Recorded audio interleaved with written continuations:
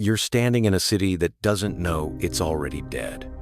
The sun is out, the air is thick, and beneath your feet, the earth is breathing in a way it shouldn't. Pompeii hums with life. Street vendors shout over clattering carts. Children dart between fountains. The baker is pulling fresh loaves from the oven, steam rising in thick puffs into the morning air. A politician's announcement is being painted on the side of a tavern, layered right over an older one, as if votes were more permanent than the stone walls they cling to. But something is wrong, and not the kind of wrong you notice. Dogs are barking more than usual. A strange dust has been coating the rooftops in the mornings. The birds quieter, the water tasting just a little metallic, but none of this registers as danger. Because when something terrible is coming, the first thing it steals is time. That's what makes Pompeii different. It didn't decay, it didn't rot, didn't crumble, didn't age. It was interrupted. Most ancient cities leave behind ruins, toppled walls, broken columns, scattered pottery. But Pompeii was paused, sealed in place by a catastrophe so sudden, so total. It didn't just stop life, it embalmed it, with heat, with ash, with silence. What makes Pompeii so haunting isn't how it died, it's how perfectly it survived death. To understand that, we have to rewind. Not to the eruption, not yet. Go further back, because the death of Pompeii wasn't a moment, it was a culmination. And the warning signs started long before the mountain blew. You see, Pompeii lived in the shadow of a killer, Mount Vesuvius. But the people didn't fear it. Why would they? It had been quiet for centuries. To them, it was just a mountain. A good one even. The volcanic soil made the vineyards flourish. The water from the springs was rich in minerals. They built villas on its slopes, worshipped gods at its base. No myths of eruptions, no fiery legends, no word for volcano. And that's what doomed them, because you can't fear what you don't have a name for. Still, Vesuvius had been giving off signs. In 62 CE, a massive earthquake ripped through Pompeii. Buildings cracked, temples collapsed, homes were abandoned. It was one of the worst quakes Rome had seen in decades. But they didn't leave. They rebuilt, repainted the walls, strengthened the aqueducts, plastered over the cracks. The city kept growing. The market reopened. Parties resumed. The past was patched up and forgotten. But Vesuvius had only just begun to stir. For 17 years, the mountains simmered in silence. Underground, magma was rising, pressure building, gas accumulating in sealed caverns. But on the surface, Pompeii looked better than ever. Tourists poured in from across the empire. New villas sprang up with marble columns and mosaics that glittered in candlelight. It was a city in bloom, a city in denial. And then, in late the 7th of August 9 CE, the sky changed. In the early morning hours, there was a low rumble. Then another. The tremors had returned, stronger this time. Windows rattled. Dogs howled. Still, life went on. Shops opened. Breads baked. No one realized they were in their final hours. Around midday, Vesuvius erupted. Not with a simple burst, but with an explosion so violent, the top of the mountain blew off entirely, launching a column of ash, rock, and gas over 20 miles into the sky. People in Pompeii watched in awe, not yet fear. It looked like a pine tree. Some said a vast black stalk with spreading branches of smoke. Ash began to fall like snow. At first it was light, just a dusting, enough to coat your cloak. Then heavier, hotter, pebbles rained down, roofs buckled, the air thickened, breathing became hard. People started to flee, grabbing children, coins, water jugs, whatever they could carry. But by then, the city was already doomed. That's the thing about ash. It doesn't burn like fire. It suffocates. It collapses. It buries. And while the world would forget Pompeii, the ash would remember everything. But the most terrifying part wasn't the first eruption. That was just the overture. Something even worse was coming. Something invisible. Something that moved faster than wind and hotter than flame. And when it arrived, it didn't give you time to scream. Imagine suffocating without smoke. No fire, no flame, no warning, just heat crushing. Instant, inescapable heat, moving like wind but burning like the core of a star. That's what killed most of Pompeii. Not lava, not ash, not rocks falling from the sky. It was a pyroclastic surge. If ash is the death you see coming, pyroclastic flow is the one that arrives after you think it's over. 9 hours after the first eruption, after the roofs had caved in, after the sky had turned black at noon, after people had fled or barricaded themselves indoors, that's when the real killer descended. A wall of gas, stone, and ash, superheated to over 1,000 degrees Fahrenheit, moving faster than a racehorse. It rolled over the land in seconds. And here's the horror. You didn't burn. You cooked.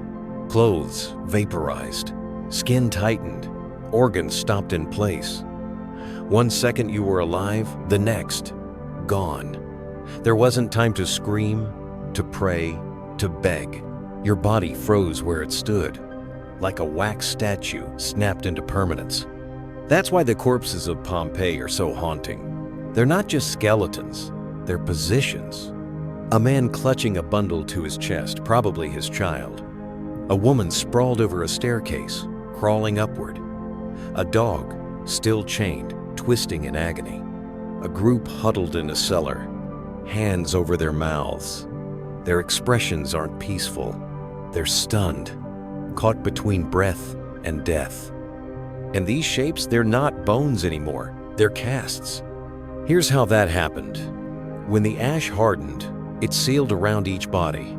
Over centuries, the flesh decayed, but the shape, the outline remained. Hollow voids beneath layers of rock. In the 1800s, archaeologists poured plaster into those voids. The result? Human statues. Not carved, not imagined, real. Their final moment made visible. They're so detailed you can see folds in their clothes, the lines of their faces, the arch of a brow, even the curls of hair. You're not just looking at death. You're looking at the moment before death, preserved forever. And it wasn't just one surge. Vesuvius sent wave after wave, 6 in total, each faster, hotter, more destructive. By the time the sun rose again, Pompeii had vanished under nearly 20 feet of ash and pumice. Buildings collapsed. Columns disappeared. Streets vanished. The city that once echoed with voices now rang with silence. But Pompeii wasn't alone. To the west, another town suffered an even stranger fate. Herculaneum. Smaller than Pompeii, wealthier, closer to the sea. When the eruption started, many residents fled or tried to. Some made it to the shore, where boats had gathered. But hundreds took shelter in boathouses, arched chambers near the harbor where they believed the stone would protect them. It didn't. When the pyroclastic surge reached Herculaneum, it wasn't just hot, it was transformative. The heat carbonized everything it touched. Wood turned to charcoal, flesh turned to vapor. Brains boiled and exploded in skulls. And yet, it preserved, too.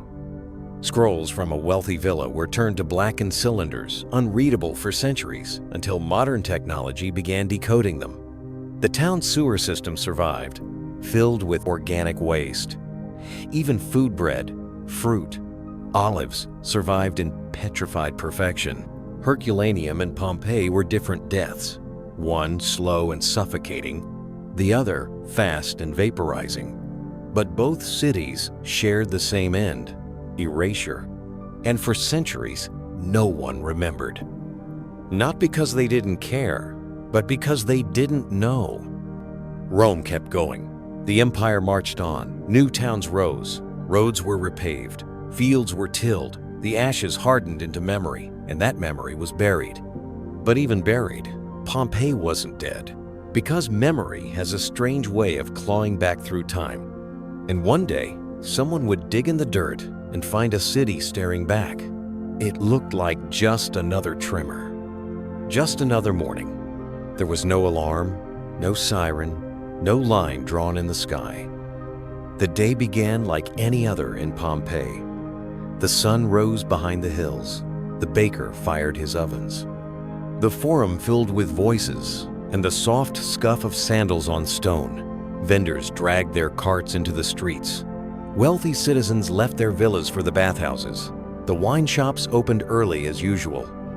It was the 24th of August, 79 CE, and it would be the last morning the city ever saw. The people of Pompeii weren't strangers to shaking earth. 17 years earlier, they had survived a massive earthquake. They'd rebuilt with pride. Frescoes were restored, statues re-erected, walls reinforced. They called it resilience. They thought the worst had already happened. But what they didn't realize was that the earthquake was a warning, the kind that doesn't come with a second chance. That morning there were signs, subtle but sinister. Dogs barked endlessly. Wells ran dry. A faint sulfur smell hung in the air. The birds were gone. People glanced toward the mountain but saw nothing. Vesuvius still looked calm. Just a mountain, green slopes, quiet sky.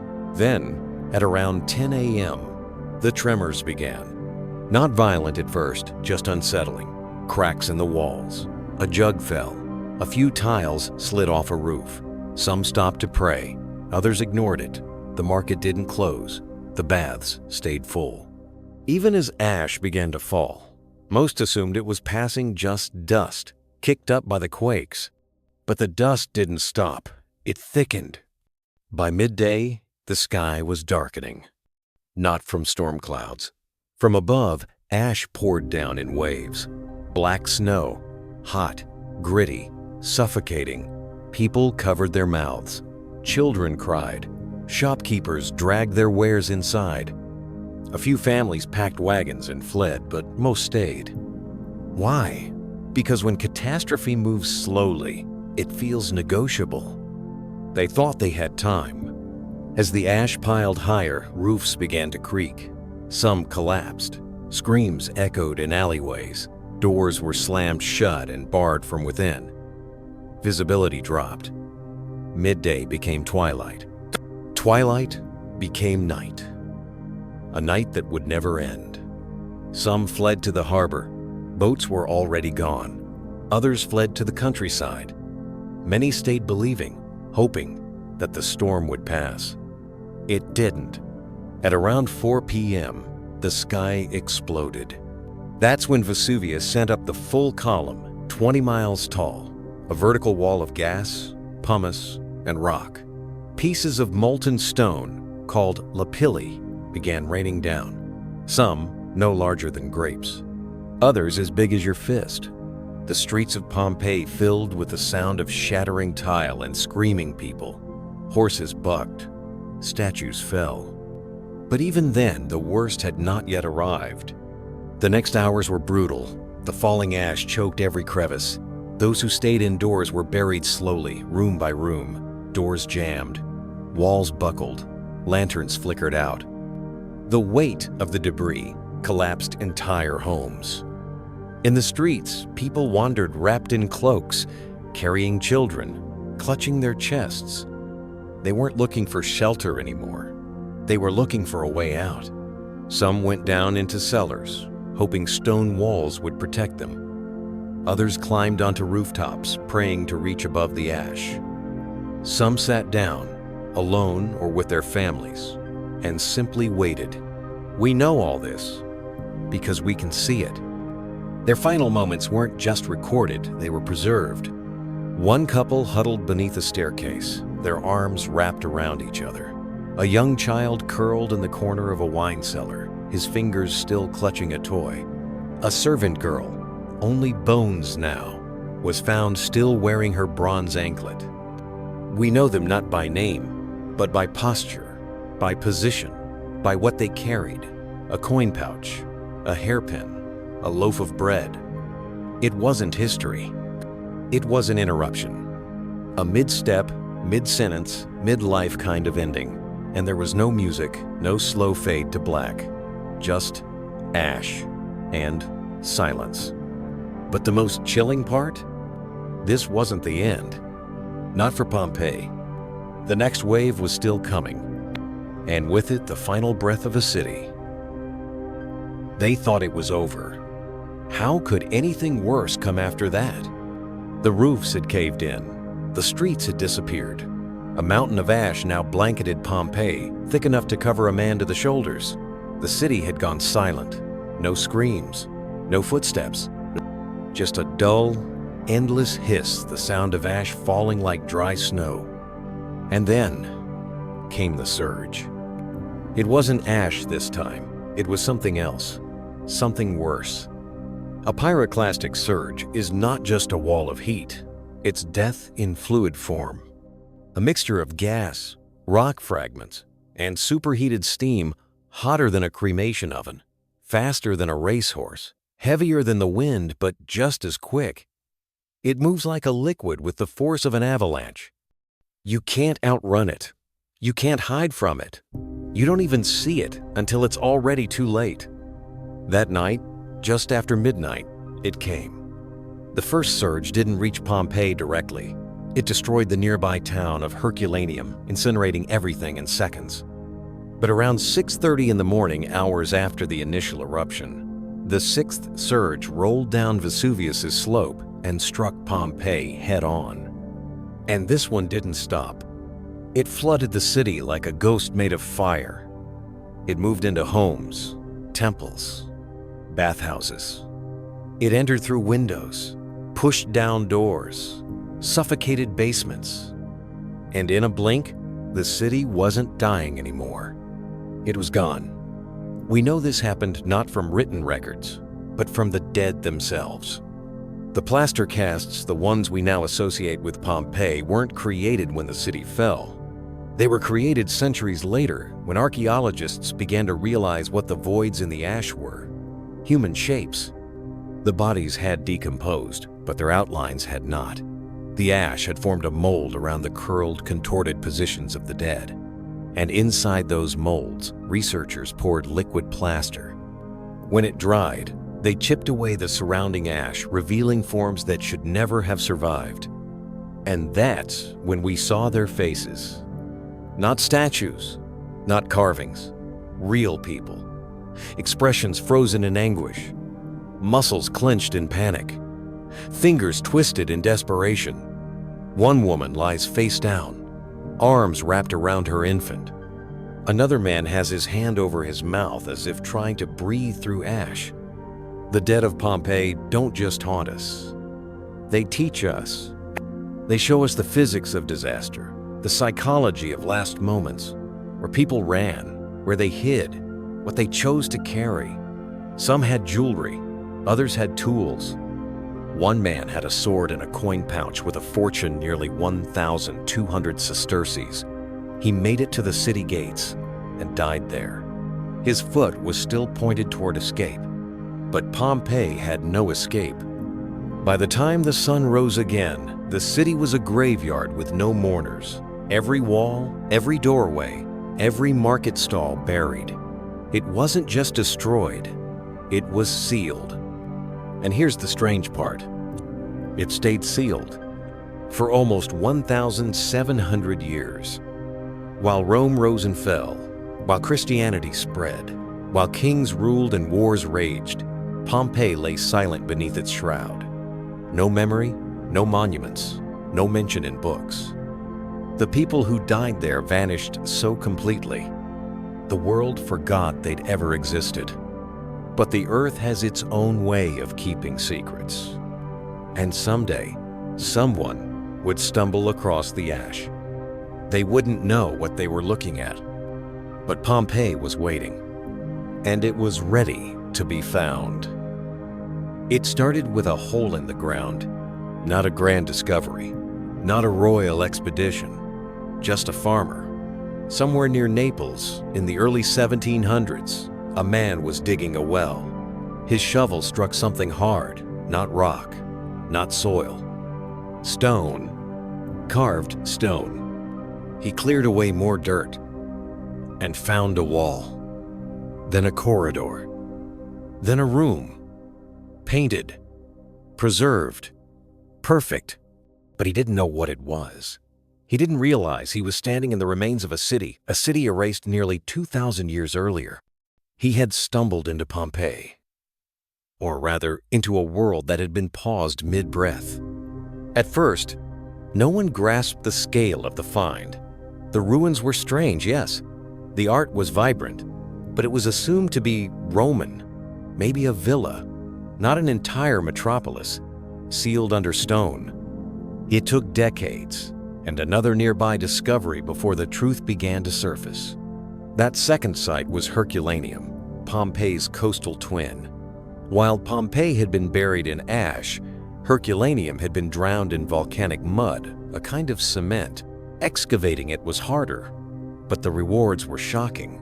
Wooden furniture intact, scrolls in libraries, even multi-story homes. And slowly, carefully, a pattern emerged. These weren't isolated ruins. They were fragments of a dead world. By the 1760s, formal excavations had begun. But they weren't gentle. Workers dug with pickaxes, blasting through walls, searching for treasure. Artifacts were looted. Frescoes were peeled from walls and hauled away to palaces in Naples and Rome. Some were destroyed accidentally, others deliberately. Why? Because many of the frescoes were too explicit. Pompeii had a secret. It was full of sex. Erotic statues, wall paintings of gods in compromising positions, phallic symbols carved into doorways and streets. To 18th century eyes, it was shocking, embarrassing, a challenge to their idea of ancient virtue. So much of it was locked away, hidden from the public. Some artifacts were stored in what became known as the Gabinetto Segreto, the secret cabinet in Naples, accessible only to men of good morals. Women were barred for over a century. Even in death, Pompeii was being censored. But no amount of modesty could hide what had been found. As archaeologists dug deeper, they realized something unprecedented. This wasn't just a city. It was a snapshot. Unlike Rome, which was layered and altered over time, Pompeii had been frozen, a moment of life caught at full speed, then buried and forgotten. Streets intact, graffiti untouched, jars still on shelves, loaves of bread, carbonized but whole, resting in ovens. They even found a dog, curled into itself, its final agony etched into the ash. It had been chained, likely abandoned by an owner who fled. The chain had gone taut. The cast showed its spine arched, paws clawing at the air. It's a detail no history book could write. But Pompeii didn't need history books. It had become its own record. And the more we uncovered, the stranger it got. There were bakeries with grindstones, kitchens with bronze pans still in place, staircases worn smooth from foot traffic, wine shops with menus still painted on the walls, gardens with fountains and frescoes of grapes, taverns with counters embedded with amphorae ready to pour. This wasn't the past. It was interrupted, present. And the city had something else too. Voices. They survived not in ink or parchment, but in graffiti. Thousands of casual, often messy scribbles scrawled across Pompeii's walls. Some were jokes, some were insults, some were declarations of love, others confessions. I have made love to many women here. Celadus, the gladiator, is the girl's favorite. Wall, I am amazed you have not collapsed from the weight of all the stupid things written on you. This wasn't Rome's polished rhetoric. This was raw, ordinary life, loud, silly, petty, human. Pompeii wasn't just a city that died. It was a city that spoke. And once it started speaking, the world couldn't stop listening. But the most unforgettable voices, the ones that truly shake you, weren't written in ink or ash. They were the bodies. The people who didn't get out, who left no final words, only shapes, only silence. And yet they say everything. The bodies weren't buried. They were displayed.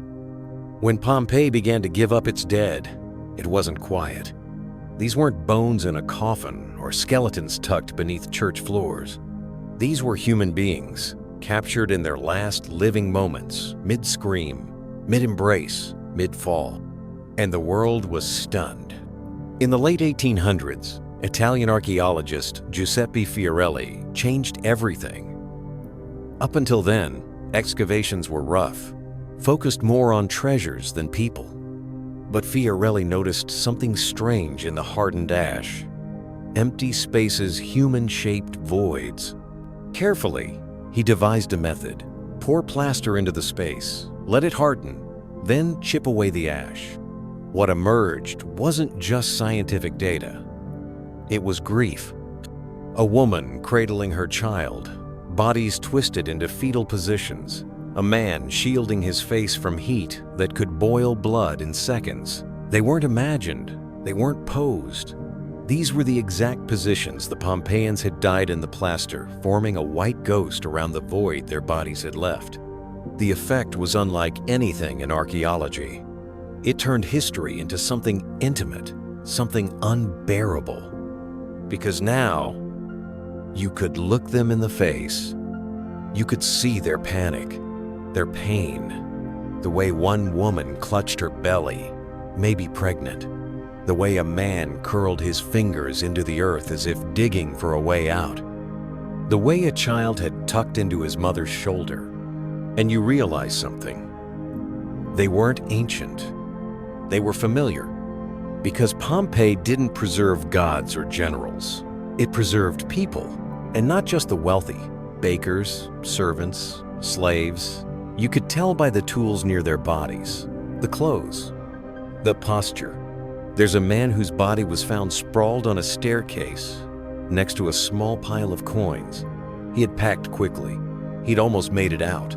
There's a family of 4, huddled together in a room with no windows, the children wrapped in their mother's arms.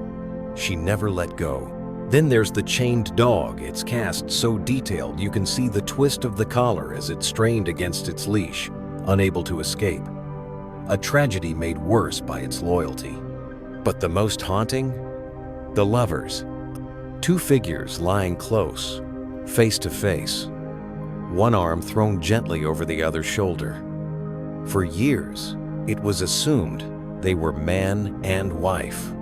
DNA tests later revealed they were 2 young men, the lovers of Pompeii. Maybe friends, maybe more.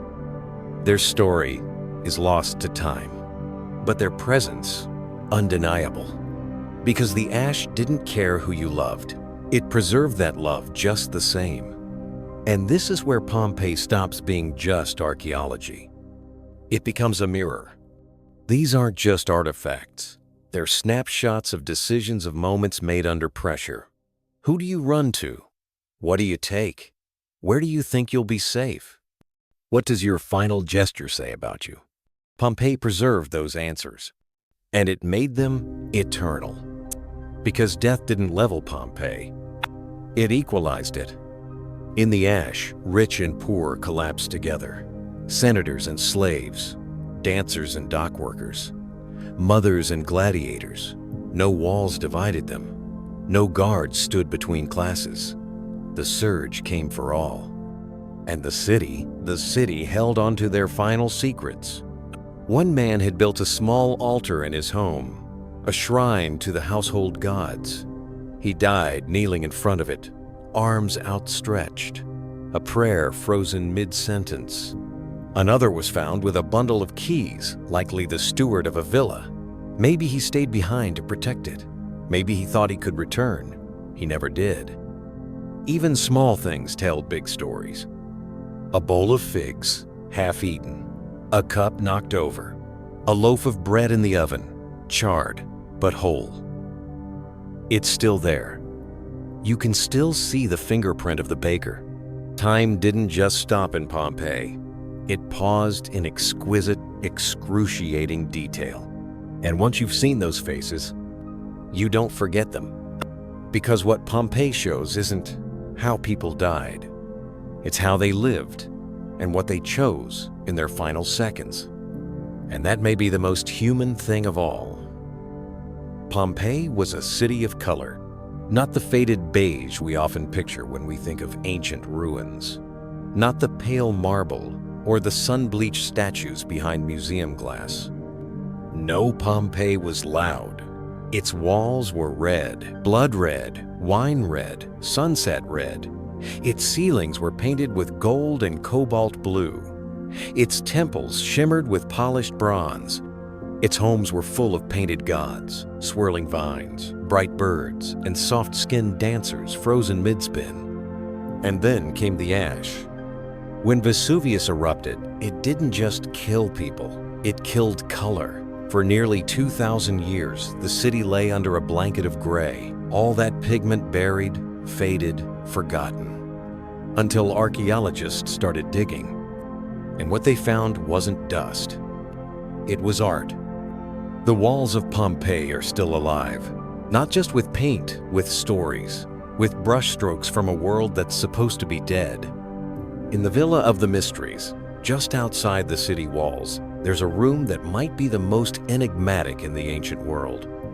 Its walls are wrapped in a single, continuous fresco nearly 7 feet high depicting a ritual that no one can quite explain. Figures dance.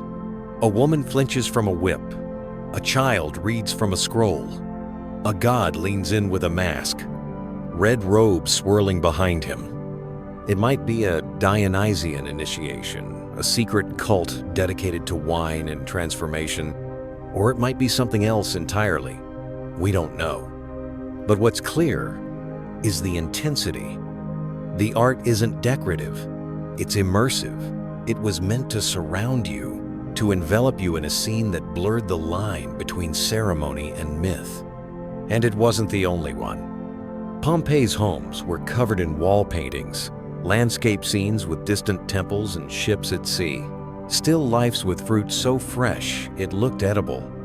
Mythological moments, Achilles, Narcissus, Hercules, staged like theater, lit with impossible sun. These weren't illiterate villagers. These were people with taste, with aesthetic ambition. Even the humble homes had flair. One tiny room was painted entirely with a single garden flowers, birds, bees, so finely rendered that you can count the petals. And then there's the triclinium, the dining room, where the paintings were often full of jokes, satyrs stumbling with wine, cupids cooking. One fresco shows a skeleton holding 2 pitchers with a message underneath, "Enjoy your life. The afterlife might not be as fun." It wasn't just beauty. It was personality. And nowhere was that personality clearer than in the graffiti. Pompeii has more than 10,000 pieces of graffiti scratched into walls, etched on pillars, scrawled on tavern facades. Some are inscriptions of love. Some are dirty jokes. Some are surprisingly modern. "I don't want to sell my body," one reads. "But the gods have other plans." Another simply says, "Restituta, take off your tunic and show us your pretty thighs." Some graffiti advertised gladiator games. Others mocked politicians. A few were just bored teenagers, leaving their names. Secundus was here. That one's 2,000 years old. It's a reminder. These weren't marble busts or museum exhibits. They were people. Messy, clever, passionate, insecure, ridiculous people. One person even wrote a complaint. "Postpone your election promises. All of them are lies." And right next to it, a drawing of a donkey kicking a politician. Pompeii was loud and proud and funny.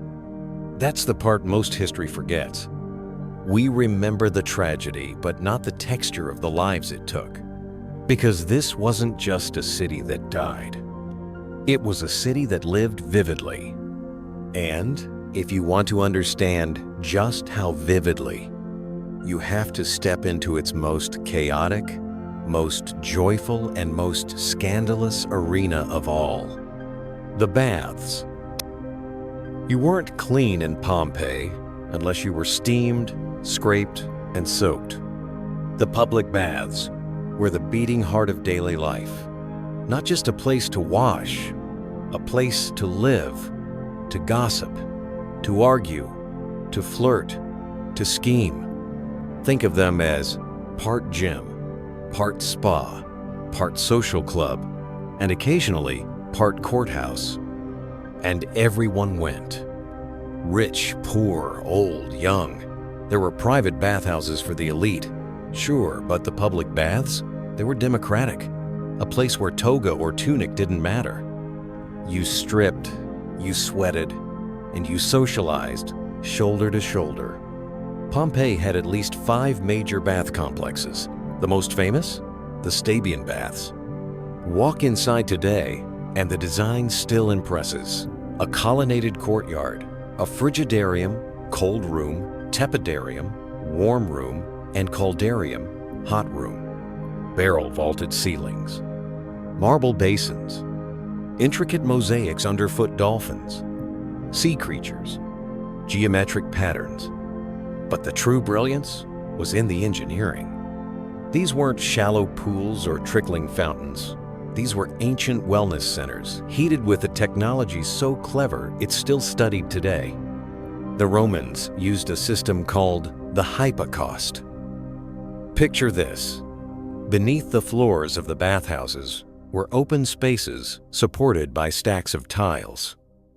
Furnaces burned constantly, heating the floor from below. Hollow walls carried that heat upward, warming the room. The result? A radiant sauna. There were even bronze pipes carrying hot water to stone basins. Imagine that. A 2,000-year-old heated floor, luxury, before electricity. And yet, despite all that comfort, it wasn't just the bathing that mattered. It was the ritual. You'd arrive, maybe with a friend, strip in the appetitorium, the changing room where niches in the wall held your clothes. Then a slave or attendant would oil you up. Yes, oil. Soap wasn't the go-to cleanser. Instead, they used olive oil, rubbed it over the skin, then scraped it off with a curved blade called a strigil. Sweat, dirt, and dead skin, all gone in one scrape. Next, you'd head into the hot room, the caldarium. The air would be thick, the stone benches hot to the touch. You'd sit, sweat, chat. Then, into the tepidarium to cool down slightly. Then the frigidarium, the plunge pool. The experience was less about cleanliness and more about rhythm, like a ceremony for the body. And everyone had their role. The masseurs, the water carriers, the furnace keepers who shoveled firewood day and night to keep the steam alive. It was loud, steamy, smelled like sweat, oil, and conversation. Graffiti inside the Stabian Baths tells us what people talked about. Lovers, politics, rumors. Murtis screwed the bath attendant. Lucius loves Felicia.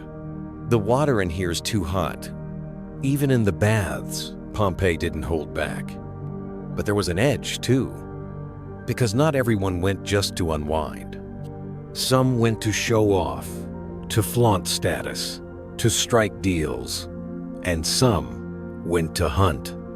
There were private corners, shadowed alcoves, encounters. The Roman world was less reserved about sexuality, and the baths reflected that.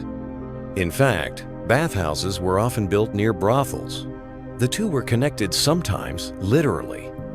And that brings us to one of the most controversial, most revealing, and most surprisingly preserved buildings in Pompeii, the Lupanar, the city's most famous brothel. But before we go there, before we talk about what's painted on its walls, or carved into its beds, we need to ask something first. What did it really mean to be a woman in Pompeii? Because understanding that makes the Lupanar even more unsettling. And we'll get there. Pompeii was not a city built for women. At least, not on paper. In law, women couldn't vote. They couldn't hold office. They were expected to marry young, often in their early teens, and devote themselves to the household. Their domain was the domus, the home, the kitchen, the loom. Obedience was virtue. Silence was ideal. But the walls of Pompeii tell a more complicated story. Because women weren't invisible. They were everywhere. In frescoes, they appear not just as wives and mothers, but as goddesses, priestesses, business owners, and in some surprising cases, as power players. Let's start with the most famous example, Eumakia. Her name is carved into stone at the entrance of a grand building near the Forum, the building of Eumatia. She wasn't an empress. She wasn't even born into the top tier of Roman aristocracy, but she was wealthy. Very wealthy. A public priestess of Venus, a patron of the Fullers' Guild, the people who processed cloth. She built a massive hall with her own money and dedicated it to the prosperity of Pompeii. That was a public move, a civic move. A woman, behaving like a statesman. Her statue once stood in the building's apse, wearing a long flowing stola, eyes serene. The inscription reads, Eumatia, daughter of Lucius, public priestess, built this with her own funds. She wasn't alone. Women ran taverns, they operated laundries, they sold food at stalls, and they advertised it proudly. Inscriptions survive naming female merchants and innkeepers. One woman, Poppaea note, even leased a property near the amphitheater to a gladiator school. But power came at a price. The higher a woman rose, the more likely she was to be mocked, erased, or, in the case of some, remembered only for the worst reasons. Which brings us to the Lupanar. The word itself means wolf den. It was Pompeii's largest and best-preserved brothel, and stepping inside today is like walking into a rumor that turned out to be true. 10 tiny rooms, stone beds, graffiti everywhere, and above each door, faded frescoes, painted scenes of sex acts. Not pornographic, exactly. More like advertising. A visual menu. This wasn't a secret place. It was deliberate, designed, public. And the women who worked there? We know their names. Not their real names, their working names, carved into the walls by clients. Myrtis was here. She made me feel like a god. Felicia, the best in town. 2 sesterces well spent. And more graphic ones, dozens of them. A mix of bragging, longing, and vulgarity. This place wasn't about pleasure. It was about power, traded, borrowed, taken. The women here were likely slaves, foreign-born, brought to Pompeii against their will or raised in the system. They had no legal protection, no rights. Their work was transactional and relentless. The clients came from every class, merchants, soldiers, even young aristocrats. And yet, they left marks. They wrote, or were written about. They were named. And in doing so, they forced history to see them. Even in exploitation, they left an echo. But there's another side to the story of women in Pompeii. One that's quieter, more subtle. It's in the domestic frescoes where women are shown reading, writing, playing musical instruments. It's in the inscriptions that show marriages based on affection, not just contract. One epitaph reads, "She was modest, she was beautiful, she kept the house well, and I never stopped loving her." Another, "She lived with me for 40 years without a single quarrel. She was my delight." They weren't all tokens. Some were partners. And that's what Pompeii does, again and again. It complicates what we think we know.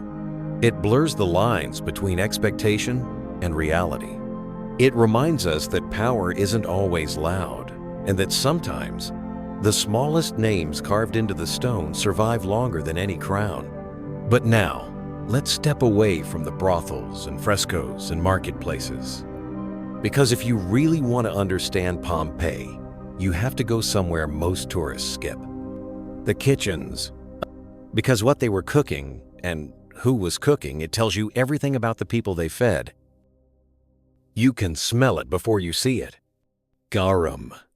Thick, salty, pungent, like fish sauce dialed up to 11 and left in the sun. If there's one scent that clings to the memory of Roman cooking, it's this one, and in Pompeii, it was everywhere, slathered on bread, mixed into stews, even used in desserts. Pompeians didn't just love garum, they made it, sold it, branded it. Amphorae stamped with maker's marks have been found in every district of the city. One reads, "Best quality garum made by Aulus Umbricius Scaurus." His villa, found in the city, had mosaics boasting about it. The man didn't just sell fish sauce, he was a fish sauce tycoon. But garum was just the beginning. Let's step into a typical Pompeian kitchen. It's small, cramped, no chimney. Smoke from the fire pours out through a hole in the ceiling if you're lucky. There's a stone hearth, some bronze pots, maybe a grinding stone. No fridge, no sink, no running water. And yet, from this modest space came a world of flavor. Cooks, often slaves, worked fast and worked smart. They had to. The diet of a typical Pompeian wasn't extravagant, but it was diverse. Bread was the staple, and Pompeii had bakeries. Dozens. One bakery alone had 81 carbonized loaves recovered from its oven, loaves stamped with the baker's seal. These weren't personal kitchens turning out tiny meals. These were factories. The bread was sold in stalls or delivered directly to homes. They even had delivery boys. Think about that. Pompeii had takeout. And what did they eat with that bread? Olives, cheese, lentils, chickpeas, leeks, dates, figs, wine, usually watered down. A typical Pompeian lunch might include a hunk of bread, some cheese, a few olives, and a cup of diluted red. But for those with money, the menu widened. Peacock, flamingo, dormouse roasted and stuffed with nuts and honey, snails fattened on milk, goose liver, the ancestor of foie gras, and of course, garum. Always garum. But here's the twist. Not everyone cooked at home. In fact, many Pompeians didn't. Archaeologists have discovered over 150 thermopolia in the city, ancient fast food joints. They look like stone counters with holes carved into the surface, which once held large jars filled with hot food. Picture a Roman lunch rush. People lining up at the counter, workers shouting over the noise, the smells of stew, wine, and baked bread filling the street, men leaning on the counter, catching up on gossip or arguing politics between bites. And yes, even here, there was graffiti. Phileros is a thief. Successus loves Iris, may she return his love. Seller, slave of the emperor, worked here. The thermopolia weren't just eateries.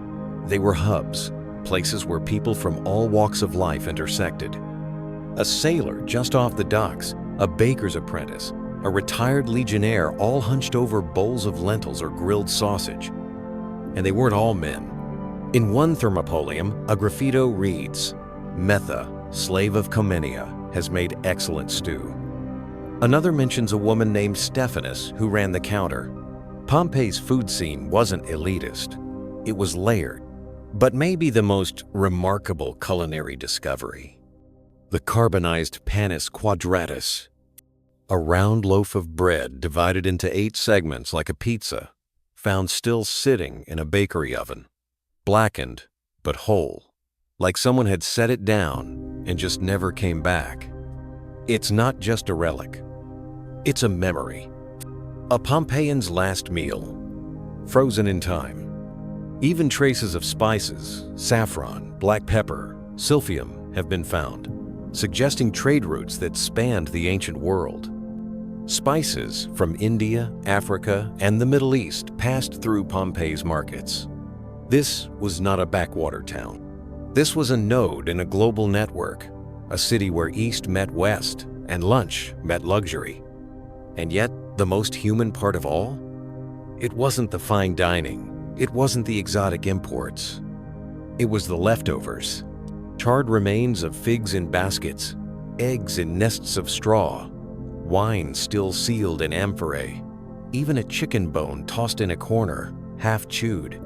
It's easy to forget until you see the evidence that ancient people weren't living in a museum. They were living in homes. And nothing proves that more clearly than what they left behind in their bedrooms. Because now it's time to step out of the kitchen and into the places where Pompeii dreamed. The bedrooms of Pompeii don't whisper. They murmur, they sigh, they laugh, and sometimes they shock. Because in this city, the line between public and private was blurrier than you think. A bedroom might be painted with mythic tragedy or with erotica. A wall might show a grieving Orpheus or a couple mid-embrace, limbs tangled, smiling. In Pompeii, even the dreams had color. Let's begin with the cubiculum, the Roman bedroom. Most were small, some barely large enough for a single bed and a stool. No doors, just a curtain if that. Privacy, a luxury. Most homes were designed around display, not retreat. But even these tiny rooms told stories. Walls were painted with third-style frescoes, rich black backgrounds, delicate architecture, floating gods. One room in the house of the Veti shows Priapus, the god of fertility, weighing his endowment against a bag of gold. Subtle? Not really. But it was meant to impress, to provoke a laugh, or a gasp, or curiosity. Because in Pompeii, sensuality wasn't hidden. It was part of life. Take the House of the Centenary. In one bedroom, a fresco shows a woman straddling a man, their faces serene, their bodies real, not idealized, not airbrushed, just human. This wasn't just decoration. It was storytelling, a visual whisper of what happened after dark. And yet, sexuality wasn't the only thing bedrooms held.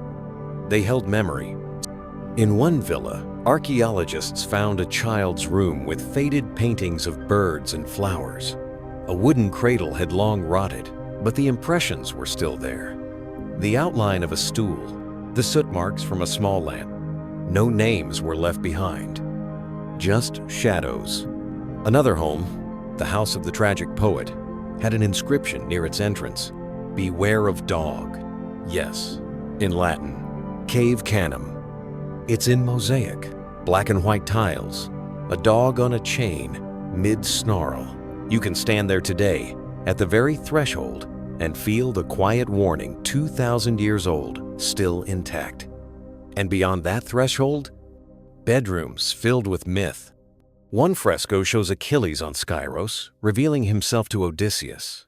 Another, the sacrifice of Iphigenia. Tragedy layered in pigment, resting above a bed where someone once curled up at night. But what did they sleep on? Beds were simple wooden frames, ropes or leather straps for support, stuffed mattresses with straw or feathers. Pillows, too. The rich might have linen. The poor, coarse wool or nothing at all. And by night, oil lamps flickered. Shadows danced on walls. Somewhere, a neighbor snored. A dog barked in the alley. The baker's boy stoked the oven before dawn. These bedrooms weren't isolated sanctuaries. They were stations along a current of sound and smell and life. Close, intimate, real. We often imagine ancient people as living in dusty stillness. But Pompeii was noisy, even at night. And that noise carried dreams, hopes, fears. Some families kept shrines in their rooms, little alcoves to the Laras and Penates household gods. Tiny statues, smoky from incense, nestled beside everyday objects. A comb, a mirror, a half-used cake of makeup. One woman's box of jewelry was found tucked under a bed. Another, a man's sandals perfectly preserved, the straps still knotted. The mundane wasn't thrown away. It was kept, cherished. Because in Pompeii, everything might disappear in a moment.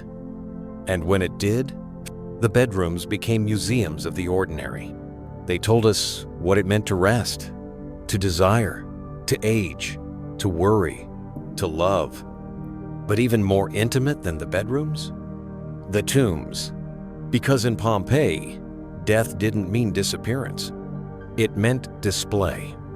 And to understand that, we'll need to step beyond the city gates. To leave Pompeii, you passed the dead. Lining the roads outside the city gates were tombs elegant, towering, modest, strange. They didn't hide death, they announced it. Because for Romans, burial wasn't just a ritual. It was an identity, a performance of memory. The most prominent of these was the Street of Tombs, just outside the Herculaneum Gate, a gently curving road, flanked not by trees or markets, but by marble and stone memorials, each one calling out a name, a story, a final attempt to say, I mattered. Some were massive, monuments with benches built into them, so visitors could sit and pay respects. Others had niches for offerings, garlands, oil, food, wine. Death was not silence. It was conversation. And these conversations, they're still happening. Take the tomb of Gnaeus Vibrius Saturninus, a freedman, once a slave. His tomb stands tall, proud. The inscription boasts of his public works, the roads he helped pave, the festivals he sponsored. He may have died a nobody in Rome, but here, in Pompeii, he was someone. Then there's the tomb of Mammia, a public priestess. Her seat-shaped tomb faces the sea. A curved bench invites travelers to rest. The inscription reads, To Mammia, public priestess of the cult of Venus, this tomb was granted by decree of the city. She earned her place, in stone, in memory. Even more haunting, the tomb of the flute player. A carved relief shows a man mid-song, a gesture frozen in marble. We don't know his name, but we know he played. We know his music mattered, and that tells us something crucial. Pompeii didn't just honor power, it honored participation. Artisans, entertainers, freed slaves, people who had shaped the rhythm of daily life got tombs too. And the inscriptions? They're unlike anything in history. Some are boastful. I was duumvir 3 times. I gave a gladiator show. I fed the people. Others are simple. Here lies Julia, who never caused offense. One even reads, I was a baker. I fed the city. I was loved. And suddenly, you understand. The dead in Pompeii didn't want immortality. They wanted remembrance. And so, they were buried along the roads, the very roads their neighbors still walked. Their names spoken aloud as people passed. Their lives echoed in casual footsteps. In modern cemeteries, we hide the dead behind fences. In Pompeii, the dead watched you leave town. But not all the tombs were grand. Some were simple markers, barely a stone's throw in size. Others were communal, shared by freedmen or guild members. Some held urns. With ashes, cremation was still common. Others held bodies laid in niches, wrapped in linen, with coins for the journey across the river Styx. But even in simplicity, there was meaning. To be buried near the road? That meant you existed. You were seen. You mattered. And yet, not everyone made it to the tomb. Many died in the eruption. Their final resting places were not carved in stone, but etched in ash. Still, even these unmarked graves left clues. One body, discovered with a ring still on its finger.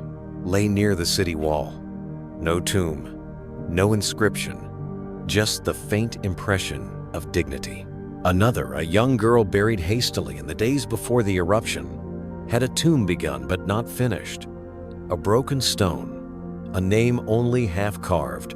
Pompeii teaches us that even the unfinished can endure. Even the forgotten can be found. But it wasn't just the Romans who remembered the dead. The city itself remembered. The way it was built, the statues in the Forum, the paintings in private homes, the names scratched into stone was an ongoing negotiation with mortality. To live in Pompeii was to compete with time. And the biggest competitors? The gladiators. Because while the tombs remembered the dead, the amphitheater let them fight for it. The ground shook, but not from the volcano. From cheering. Pompeii's amphitheater, built around 80 BCE, is the oldest known permanent stone amphitheater in the Roman world. Older than the Colosseum, older than the spectacles of Rome. And it was fierce. 20,000 seats. Pompeii at its peak may have only had about 11,000 residents. That means the amphitheater could seat almost twice the population. People came from miles away, from neighboring towns, from villas in the countryside. Why? To watch men bleed, to watch combat, skill, drama, death. The arena wasn't just entertainment. It was ritual, theater, a public performance of power, both imperial and personal. And the stars of the show? Gladiators. Not soldiers, not citizens, not even free men usually. Gladiators were slaves, prisoners of war, criminals, or sometimes volunteers, free men so desperate for fame, debt relief, or glory that they signed up willingly. And once they did, they entered a new world, one of sweat, discipline, and spectacle. Pompeii had a gladiator barracks, discovered behind the Grand Theater. You can still walk through it today, a rectangular courtyard surrounded by columns, tiny rooms off to the sides, sleeping quarters, storage, training space. Inside, archaeologists found helmets, shin guards, shoulder armor, bronze gleaming after centuries underground. These weren't crude tools. They were crafted, stylized, intimidating. A gladiator wasn't just a fighter. He was a character. There were different types. Murmillo, heavy armor, sword and fish-shaped helmet. Retiarius, a net, a trident. Almost no armor at all, agile, deadly. Thrakes, curved sword, small shield, plumed helmet. Each type was designed for dramatic contrast. A slow tank against a wiry speedster, a net wielder against a heavy shield. It was combat as choreography. But make no mistake, the blood was real. Death wasn't guaranteed. Most matches ended with survival. But the risk was always there, especially when the crowd got involved. Because in Pompeii's amphitheater, the audience spoke. Literally. They decided fate. Thumbs up, thumbs down. The famous gesture wasn't always clear, but the message was mercy or finality. And gladiators weren't just nameless bodies. They were celebrities. We know their names scratched into walls by fans, a bit like Roman tabloid graffiti. Celadus the Thracian makes all the girls sigh. Crescens, net fighter, is the delight of the ladies. Flamma, 4-time winner, 3-time reprieved. One inscription even reads, Calamus fought bravely, was defeated, and yet still lives. Surviving a loss? That earned respect. Winning? That earned worship. And sometimes, even love. Gladiators were idolized, especially by women. A paradox, enslaved, yet adored. Brutal, yet beautiful.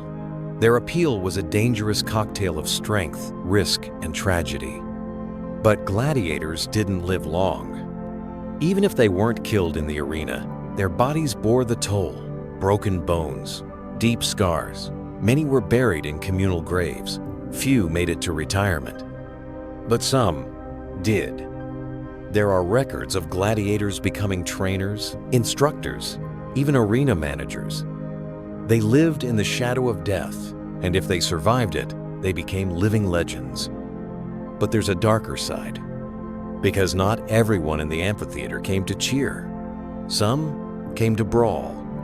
In 59 CE, Pompeii hosted a gladiator match that spiraled into a riot. Citizens of Nuceria, a neighboring town, got into a violent clash with the Pompeians. Knives were drawn. Blood was spilled. The emperor, Nero, was so furious he banned all games in Pompeii for a decade. The amphitheater stood silent, but not forever. The structure itself still stands incredibly well preserved. Arched entrances, seating tiers, the arena floor. You can walk through the same tunnels the gladiators did. You can stand where the crowd roared, where someone once raised a thumb and decided life or death. It's sobering and electrifying, because in Pompeii, even death was a show. But if the arena showed you how a man might die, the temples showed you what happened after. And to understand that, we have to go beyond the blood, into the sacred. Pompeii prayed with open hands and painted walls. Temples weren't hushed cathedrals. They were open-air spaces, bustling, loud, layered in incense, full of motion. They didn't isolate the gods. They invited them into politics, into business, into everyday life. Walk into the Temple of Jupiter, perched at the head of the forum, and you're stepping into power. Jupiter wasn't just the king of the gods, he was Rome itself. The Temple of Jupiter faced the city center like a throne. From its steps, you could see the courthouse, the marketplace, the statue-lined colonnades. It was no accident. Religion in Pompeii wasn't private, it was civic. Every major event began with a sacrifice. Every deal, a blessing. Every oath, a divine witness. And the gods? They were everywhere. Venus, patron of Pompeii, had her own grand temple just outside the city wall. Pompeii was her city sacred to love, beauty, fertility, and family. When Vesuvius erupted, some believed she had turned her face away. Then there was Apollo. His temple stood right in the forum, older than most, ringed by columns. A bronze statue once captured him mid-stride, bow in hand, eternally poised to fire. Nearby, a statue of Diana, goddess of the hunt, his sister, and shadow. The Roman pantheon wasn't neat. It was vast, messy, overlapping. Each god had favorites, local flavors, unique rituals, and Pompeii mixed them all. Egyptian gods were here too. In a quiet corner of the city stood the Temple of Isis. Yes, that Isis, the mother goddess of ancient Egypt. Her cult spread across the Roman Empire, embraced especially by women and freed slaves. In Pompeii, her temple was modest in size but rich in symbolism. It even had a sacred well, a nod to the Nile. When the temple was first excavated, the statues and altars inside were almost untouched, as if the last priest had just stepped out for air. One wall painting shows a priest playing a sistrum, a sacred rattle. Another shows Isis herself, radiant, holding the ankh and the horned crown. This wasn't fringe religion. It was integrated. And that's what's fascinating. Pompeii wasn't pious in the way we might imagine. It was polyphonic, layered, multifaceted.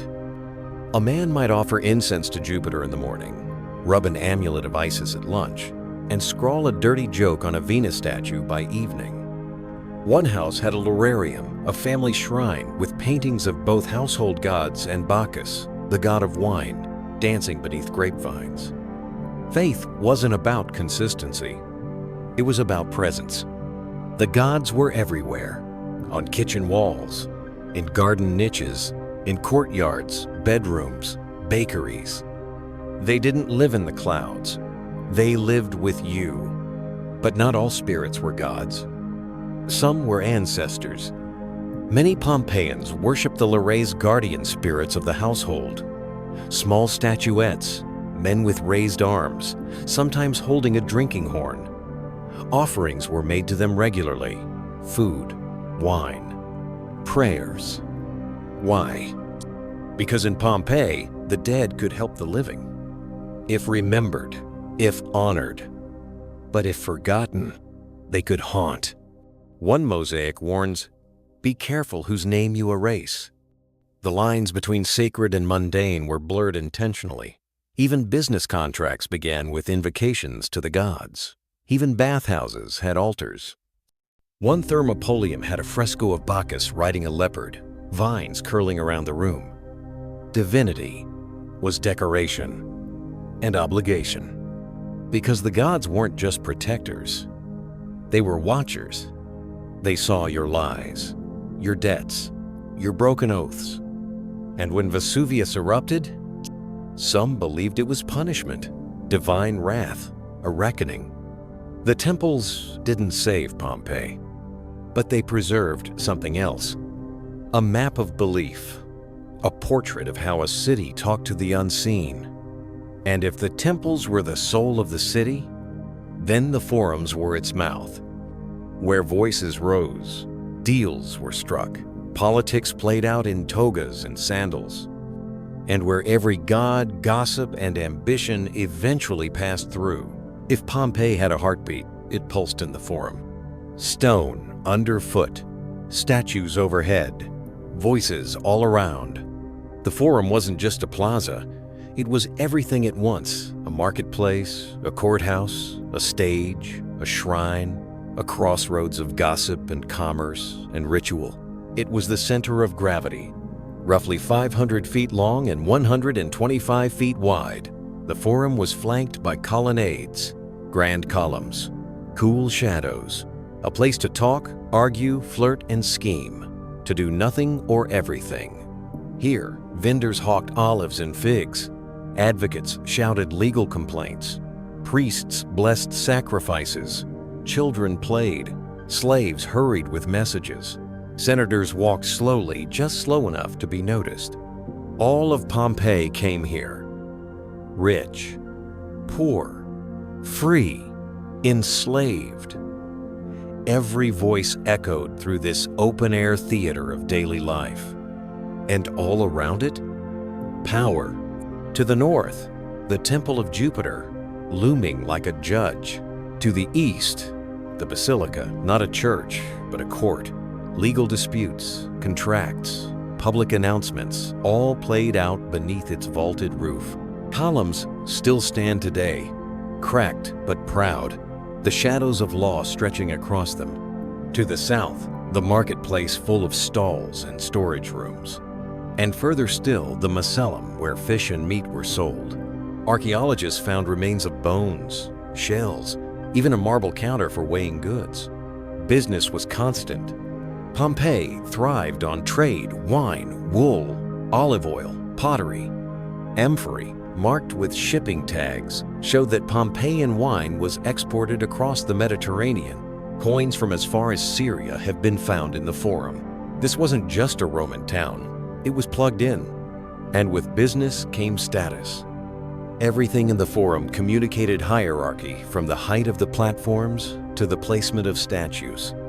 One end was capped by statues of the imperial family, emperors, generals, their names carved in Latin. Not everyone loved them, but everyone saw them, because visibility was power, and Pompeii knew how to show off. The Eumachia building, for instance. A grand structure built by a woman. Eumachia, the priestess we met earlier, made sure her name was etched deep. Her building fronted the forum, a constant reminder that she mattered.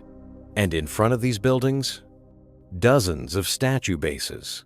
Some still bear inscriptions, others are empty. Why? Because the statues were likely made of bronze, and after the eruption, looters scavenged the metal, melted it down, recycled the faces of history. But the pedestals remain. You can still read their names, or guess them. And beneath all this stone and spectacle, noise. Vendors shouting, orators delivering speeches, lawyers debating, priests chanting, musicians playing pipes or lyres, a heartbeat made of humans. And then, silence. When the eruption came, the forum emptied in chaos. Some tried to seek shelter in the temples, others fled the city. Still others collapsed right here among the columns, the gods, the echoes of daily life. Their bodies weren't found in the forum, but their absence lingers. And today, when you walk those cracked paving stones, when you look up at the hollow statue bases, when you run your hand along the fluted column and feel heat rising from the stone, you realize something. Pompeii wasn't a ruin. It was a city paused. And nowhere is that clearer than in the graffiti. Because while statues stood for decades, graffiti changed daily. And to understand what Pompeii really thought, you have to read what its people scribbled in the shadows. They scratched it into walls, carved it with nails, with charcoal, with broken tiles. They weren't trying to be remembered, they were trying to speak. Pompeii's graffiti is one of history's most intimate whispers. Not official, not polished, not even necessarily meant to last. But it did, trapped beneath ash, preserved by catastrophe. And now, it's loud.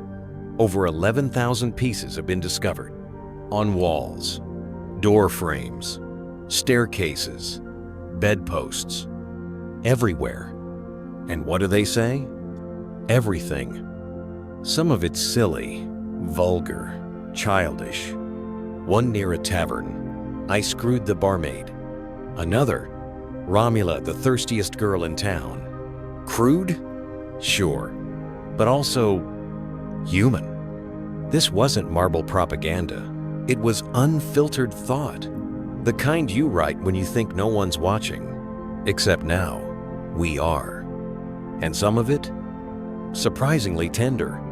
Health to you, Victoria, wherever you are. Scrawled on a wall near the city gate.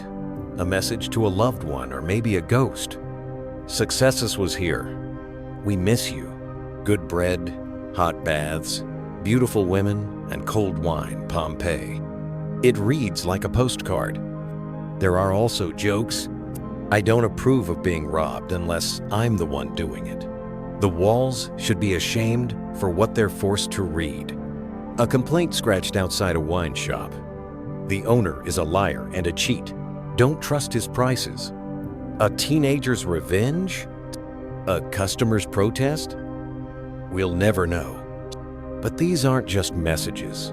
They're moments, bursts of life, frozen in ash. And then there's the poetry. Yes, poetry. Scratched out in meter. Latin verses, sometimes crude, sometimes heartbreaking. I held her soft hands. She pulled away. But her eyes said yes. One verse ends with, "May the gods curse the man who sleeps alone." Some graffiti even mimics election slogans. Candidates' names were written by supporters, often slaves who advertised on behalf of their masters. Lucius Popitius Rufus for Edile. He makes good bread. Vote for Marcus Holconius. He has great hair. Yes, even Roman politics had image consultants. But graffiti wasn't always written in joy. In the barracks of the gladiators, some carvings seemed desperate. Floronius, net fighter, has fallen. No girls cry for him. And in homes, you'll find curses. May whoever stole my tunic be plagued by dogs until his bones are picked clean. Some scratched drawings, tiny sketches of ships, faces, birds. One house has a caricature of a magistrate with a nose the size of a turnip. Graffiti was alive, a record not of leaders or battles, but of living. You begin to realize Pompeii wasn't a museum piece. It wasn't ancient in the way we imagine. It was modern, a city where people griped, flirted, bragged, mocked, and mourned in the margins. Where the walls weren't just walls. They were feeds. Updated, erased, added again. Sound familiar? And here's the irony. Most of these messages weren't written to last, but they have. We know more about what ordinary Romans thought because of these scratches than from most official records. And the question they raise? It's the same one we ask every time we send a text, scribble a note, post something online. Will anyone read this? Will anyone care? Pompeii answers, yes, because if words survive, so do we. But if you really want to feel that truth, to stand in it, there's one room where Pompeii's past becomes almost unbearable. It's not a temple, not a villa. It's a storage shed. And inside are the bodies. They aren't statues. They look like people frozen mid-breath, curled, crouched, shielding their faces. Some collapsed on their sides, others kneeling. One lies flat, arms raised, as if trying to push the sky back down. They are the plaster casts of Pompeii's dead, and they are the city's most haunting legacy. Here's what happened. When Vesuvius erupted in 79 CE, it didn't just bury the city in ash, it created a perfect trap. The superheated pyroclastic flows surged through the streets, reaching temperatures of up to 500 degrees Celsius. In seconds, human bodies were incinerated, clothes vaporized, organs boiled. Death came instantly, but the ash, it didn't collapse. It preserved. As bodies decayed beneath the hardened layers, they left voids, empty pockets in the shape of human beings. In 1863, an archaeologist named Giuseppe Fiorelli had an idea. What if you filled those voids with liquid plaster? He did, and the result was staggering. Suddenly, Pompeii had faces again, expressions, positions, stories. You can still see them today, in glass cases, behind barriers, but some are just lying there, exposed, quiet, unforgettable. A man curled in fetal position, clutching his chest. A woman on her side, her skirt bunched at the waist, one sandal still strapped to her foot. A child smaller than you expect, arms wrapped around their knees. And perhaps most famous of all, the lovers. Two bodies frozen mid-embrace. For decades, scholars thought they were a man and a woman. Later analysis revealed they were likely two young men. Their arms encircle each other. One rests his head against the other's chest. What were they thinking in that final moment? We can't know, but the pose tells you everything. Some casts show agony, others acceptance, stillness. There's one of a dog, strapped to a leash. It struggled, twisting in its final moments, paws clawing upward. It's almost too much, because the casts don't feel like the ancient past. They feel like right now. They shatter the gap between us and them. No marble, no Latin, just people and pain. Pompeii didn't just record how they lived. It recorded how they died. But here's the uncomfortable truth. These casts aren't the actual people. Not anymore. They're plaster shells. The bones are often removed for analysis. What remains is the shape, the space. That's what Pompeii gives us. Not the soul, not the body, but the outline, a negative image of a life. And maybe that's why they matter so much. Because we're always trying to understand the past, but what we get are echoes, shadows, impressions. In Pompeii, those impressions are literal, hollow voids in hardened ash. We don't know their names. We don't know their jobs. We don't know what they feared most, the fire, the ash, the silence after. But we know they were there. We know they ran. that they clutched their loved ones, covered their faces, tried to hide, and failed. There's one more body, not a cast, but a skeleton, found in a storeroom near the sea gate. He wore a belt filled with tools, a purse of coins. He had tried to flee, maybe a worker, maybe a looter. He almost made it. He almost made it. And isn't that the tragedy? Not that they died, but that they almost lived. That they were just people, caught in the wrong hour, on the wrong day, in the wrong city. But their memory? That outlived the volcano. And if we want to honor it, really honor it, we don't look away. We go deeper, into the kitchens, into the bedrooms, into the markets, the walls, the hands that held bread or chalk or a loved one's arm. Because Pompeii didn't survive in marble or myth, it survived in ashes. And ash, as it turns out, remembers everything. The kitchens are still warm, not with fire, of course, but with shape, with story, with the ghost of a meal half made.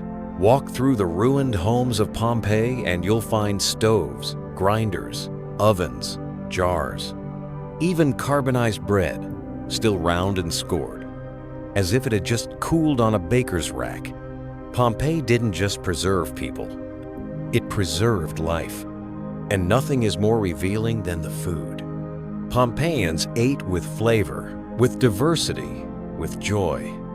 Their menus were built on trade olive oil from the countryside, garum from the coast, dates from Africa, wine from nearby vineyards, and sometimes flamingo tongue or dormouse stuffed with nuts and honey. Yes, really. But mostly bread, lentils, fish, olives, fruit, simple meals, street food, the kind you could eat with one hand while walking to the baths. And Pompeii had plenty of it. Over 200 thermopolia, the ancient equivalent of fast food joints, have been excavated. Long counters made of stone or plaster with embedded clay jars called dolia to keep food warm. Painted signs outside. Graffiti inside. Some thermopolia even had shrines, little niches to honor the gods of hearth and hunger. You didn't need to cook at home. You could grab a bite for a coin, then stroll back to your shop or your rented room. Working-class people lived fast and close. Meals were social, noisy, mobile. One thermopolium had wall frescoes that showed exactly what was served: wine, stews, seafood, and possibly snails. Another had a watchdog painted near the entrance, not for decoration, but to warn, don't start trouble here. The wealthier homes had full kitchens culinary, complete with hearths, sinks, even bronze cooking utensils. They also had gardens that doubled as pantries. Archaeologists found carbonized figs, walnuts, peaches, plums, and pomegranates. And yes, they had recipes. Cookbooks from ancient Rome still survive. One of the most famous is by a man named Apicius, who collected extravagant recipes like boiled ostrich and fish sauce pudding. But don't be fooled, not everyone ate like a senator. In one modest home, a basket of grain was found next to a broken millstone. Daily bread, literally. And bread in Pompeii wasn't just a staple, it was organized. The city had full-fledged bakeries, or pistrina, dozens of them, with kneading machines, mills powered by donkeys, long stone ovens, and flat counters for shaping dough. At one site, archaeologists found over 80 loaves of carbonized bread. They still had the bakery's stamp pressed into the crust. It's surreal. You can see the branding, the equivalent of a logo, because even ancient bread had marketing. One loaf was scored into wedges, ready to be split among buyers. Another had string marks it had been tied before baking, maybe for easy carrying, or maybe as a form of rationing. And Pompeians didn't just eat, they drank. Wine was everywhere, cheap and constant, often mixed with water or spices, sometimes with honey, sometimes heated. And yes, sometimes with lead. Analysis of ancient cups and pipes shows that Pompeii's wine might have carried a subtle poison. The Romans used lead-based glazes and lead weights in their presses. Over time, the lead seeped into the drink. Did it cause health issues? Possibly, but nobody noticed. Not then. Wine was part of the rhythm of life, used in rituals, poured for the gods, shared at dinner, sold by vendors, praised in graffiti. One wall reads, "Whoever drinks water is suspicious." Another, "Come drink here, the wine is good, and the girls are better." Food wasn't just sustenance, it was personality. The rich dined in tricliniums, lavish dining rooms reclining on couches, served by slaves, serenaded by flutes. The poor ate on doorsteps, in alleys, in Thermopolia, standing up, talking fast, drinking from chipped cups. But no matter the class, food was shared, celebrated, tied to festivals, funerals, and faith. And that's what makes Pompeii so extraordinary. It doesn't just show what people had. It shows what people chose, what they loved, what they laughed at, what they craved when life felt uncertain. And as we trace the crumbs backward, into the bedrooms, the courtyards, the little altars tucked near the hearth, we realize Pompeii's most important meal wasn't the last. It was the daily one, the bread split, the fig offered, the wine poured. Because in Pompeii, food was memory. And memory, as we've learned, is what survives. Pompeii slept in colors. Step inside almost any preserved home, and the walls sing not gray, not crumbling, but red and black, ochre and blue, adorned with gods, myths, gardens, animals, illusions. These weren't just walls, they were theaters of identity. Because in Pompeii, your house didn't just say who you were, it showed it. And no house showed it more boldly than the Villa of the Mysteries. Tucked just outside the city walls, this villa escaped the worst of the pyroclastic surges. It's one of the best preserved examples of ancient Roman domestic architecture in the world. But what made it famous? One room, a chamber wrapped in frescoes, over 225 feet of continuous painting, life-sized figures, deep red background, and a story told in silence. Scholars still argue over what the scene shows. A young woman being initiated into the cult of Dionysus? A symbolic wedding ritual? A dramatization of grief and rebirth? Here's what we see. Women dancing, laughing, a faun playing music, another woman weeping, a winged figure holding a whip, a bride, unveiled, a god watching. It's intimate, charged, almost cinematic. The room isn't labeled. There's no inscription, just emotion. And it's not alone. All over Pompeii, frescoes turned walls into stories. There are the 4 Pompeian styles, as art historians call them, not periods, but aesthetic categories. Incrustation style, faux marble panels, mimicking luxury. Architectural style, columns and windows that give the illusion of open space. Ornate style, tiny central paintings surrounded by elaborate frames. Intricate style, combines all 3 depth, elegance, detail. One house might show mythological scenes.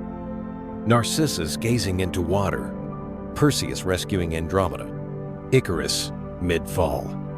Another might display still lifes, a basket of figs, a fish on a platter, a loaf of bread and a knife. One triclinium dining room has frescoes of a garden, not real, but painted to feel real. Birds flutter between trees. Ivy climbs imaginary trellises. The room blurs the boundary between house and nature. These weren't elite commissions only. Even modest homes had wall paintings, not always mythological, sometimes humorous, sometimes erotic. Pompeians didn't shy from sexuality, they celebrated it. Take the House of the Veti, owned by 2 freedmen who made their fortune in trade. It has a fresco of Priapus, the god of fertility, weighing his enormous member on a golden scale. It wasn't a joke. It was protection, a symbol of abundance, power, good luck. Erotic art wasn't hidden. It was in foyers, kitchens, bedrooms, meant to be seen, not shamed. The brothel of Pompeii, known as the Lupanar, had a series of small rooms with stone beds and pillow ledges. Above each doorway, a fresco of a different sexual position advertisements, essentially. A menu of pleasures. But even beyond eroticism, Pompeii's art told you what people value: faith, nature, fantasy, love. In one home, a fresco shows a man carrying his father and leading his son Aeneas, fleeing Troy. A story of loyalty, generational duty, and survival. Sound familiar? It echoed in the ashes. Because Pompeii wasn't frozen in death. It was painted in life. These walls weren't decoration. They were dreams, memories, identity, and sometimes warnings. One house has a fresco of a barking dog and the words, "Cave Canem, beware of dog." Another shows a skeleton holding a wine jug with the inscription, "Enjoy life. It ends too soon." That's Pompeii, cheeky, thoughtful, unafraid. And nowhere was that clearer than in the bedrooms. Because the beds may be gone, but the minds that dreamed in them, still there. The beds are dust, the linen vanished, the ceilings gone. But the bedrooms still breathe. In Pompeii, the cubiculum, the Roman bedroom, was more than a place to sleep. It was a mirror, a sanctuary, sometimes a secret, and what it reveals about Pompeian life is as intimate as it gets. Most cubicula were small, 10 by 10 feet if that. No windows, just a bed platform, maybe a chest or niche, and the ever-present frescoes. The colors are still there, sometimes faded, sometimes shockingly vivid. One room has a painting of Leda and the swan. Another, Venus rising from the sea. But some show lovers, intertwined, half-clothed, gazing. The ancients weren't coy. Bedrooms were theaters of love, longing, sometimes politics. Because in Roman culture, intimacy wasn't purely private. It was tied to status, who you loved, how you loved, and where all spoke volumes. Freedmen might display erotic art to show off their new freedoms. A wealthy matron might decorate her chamber with Venus not just for beauty, but as a divine protector of childbirth. And sometimes, you get a glimpse of something more tender. One bedroom in the house of the tragic poet has a tiny painting, a woman and man sitting together, quietly. He touches her shoulder. She looks away. It's not myth. It's not fantasy. It's recognizable. These rooms also remind us of something we often forget. Pompeii wasn't a museum. It wasn't ancient to the people who lived there. It was now.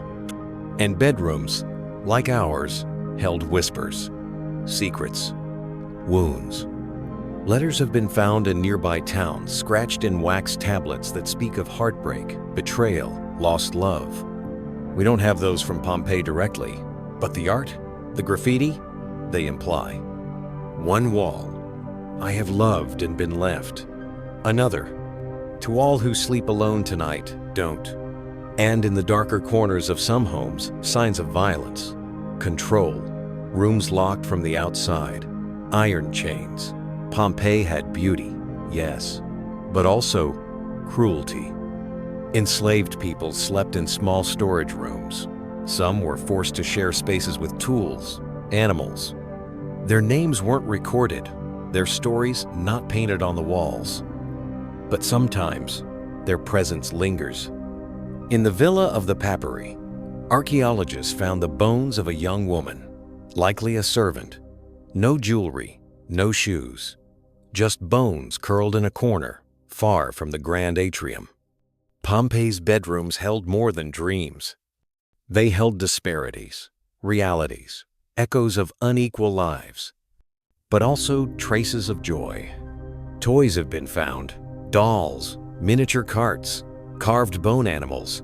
Bedrooms weren't just for lovers. They were for children, for sisters, for grandparents, for ordinary sleep. One child's room had a tiny fresco of a duck waddling through lilies. It's easy to romanticize the past, to see marble and fresco and forget the smell of a bedroom, the snores, the arguments behind curtains, the sneezes in the night. But Pompeii lets us remember all of it. Even how they woke up. Bronze alarm clocks, yes, really have been discovered. Small contraptions with gears and weights that triggered bells. Wealthy households used them to wake early for trade or travel. It's strange, isn't it?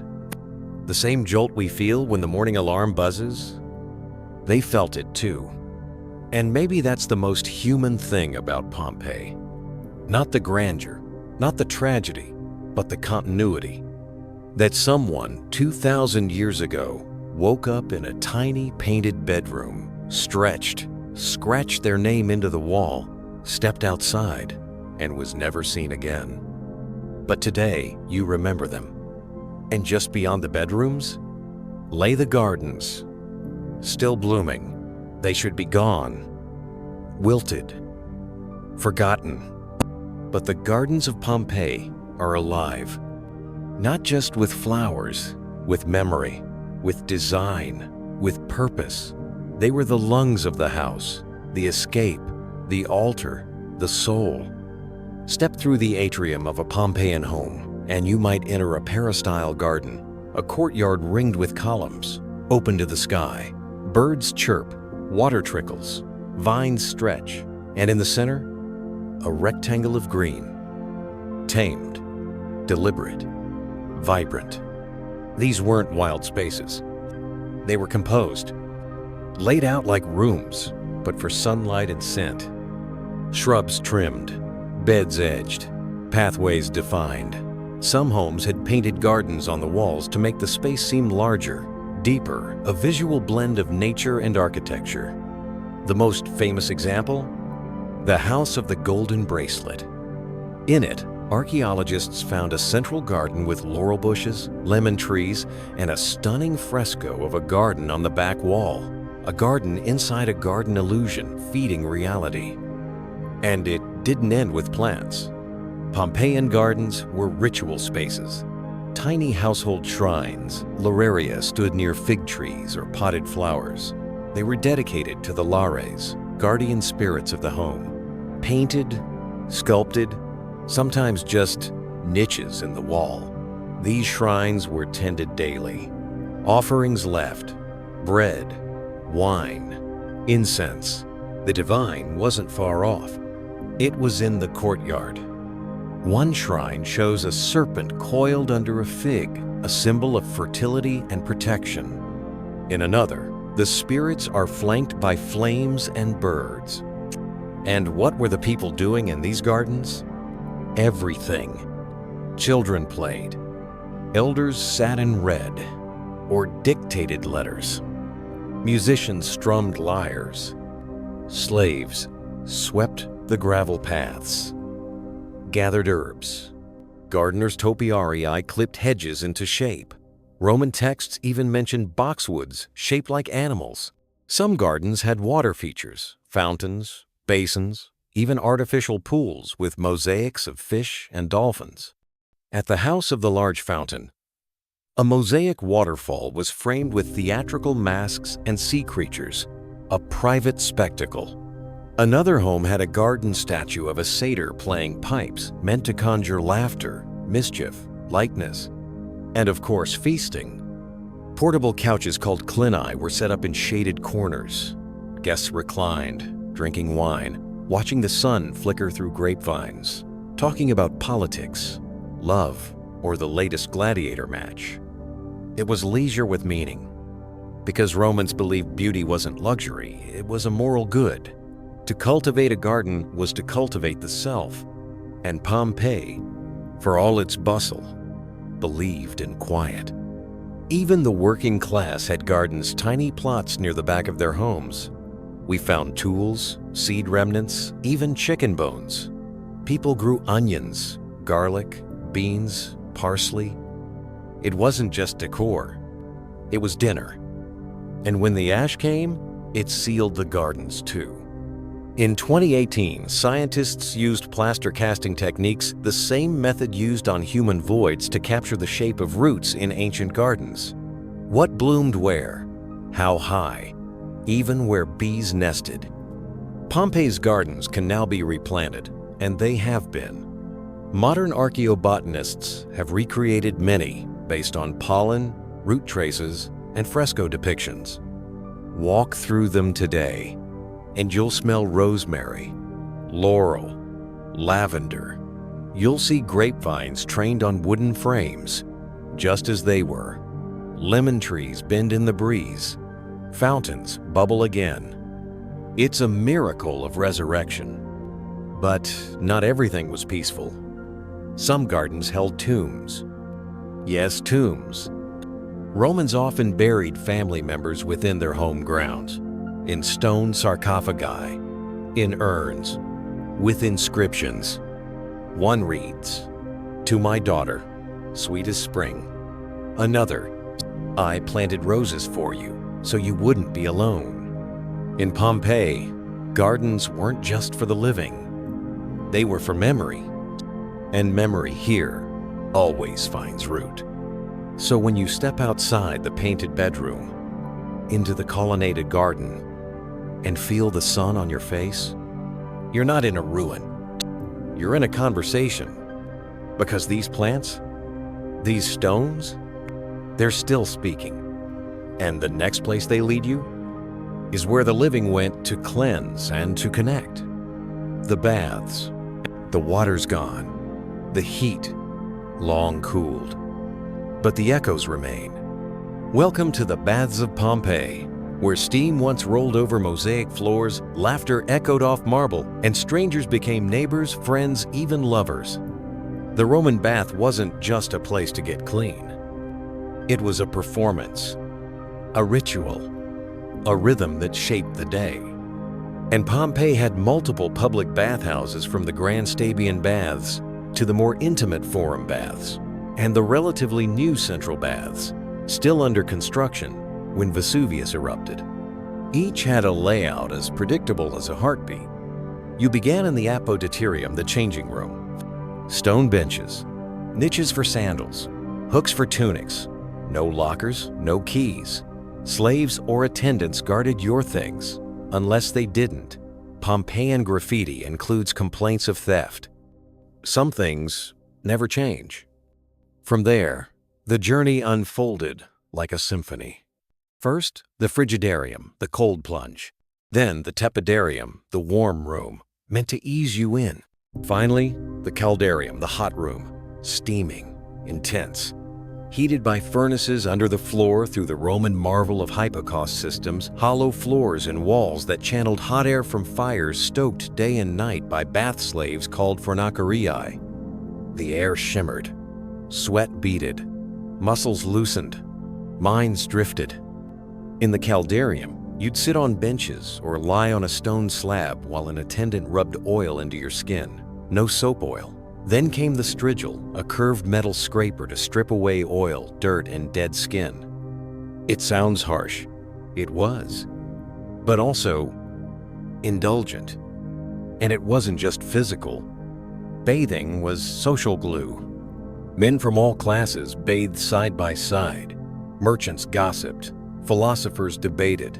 Politicians flattered. There were no titles in the caldarium, just sweat and steam. Sometimes, women had their own sections. Sometimes, mixed bathing occurred controversial even then.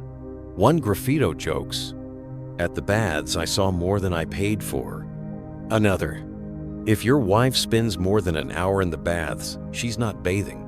Some baths had libraries attached, gyms, gardens, even snack bars. Vendors sold dates, nuts, honey cakes.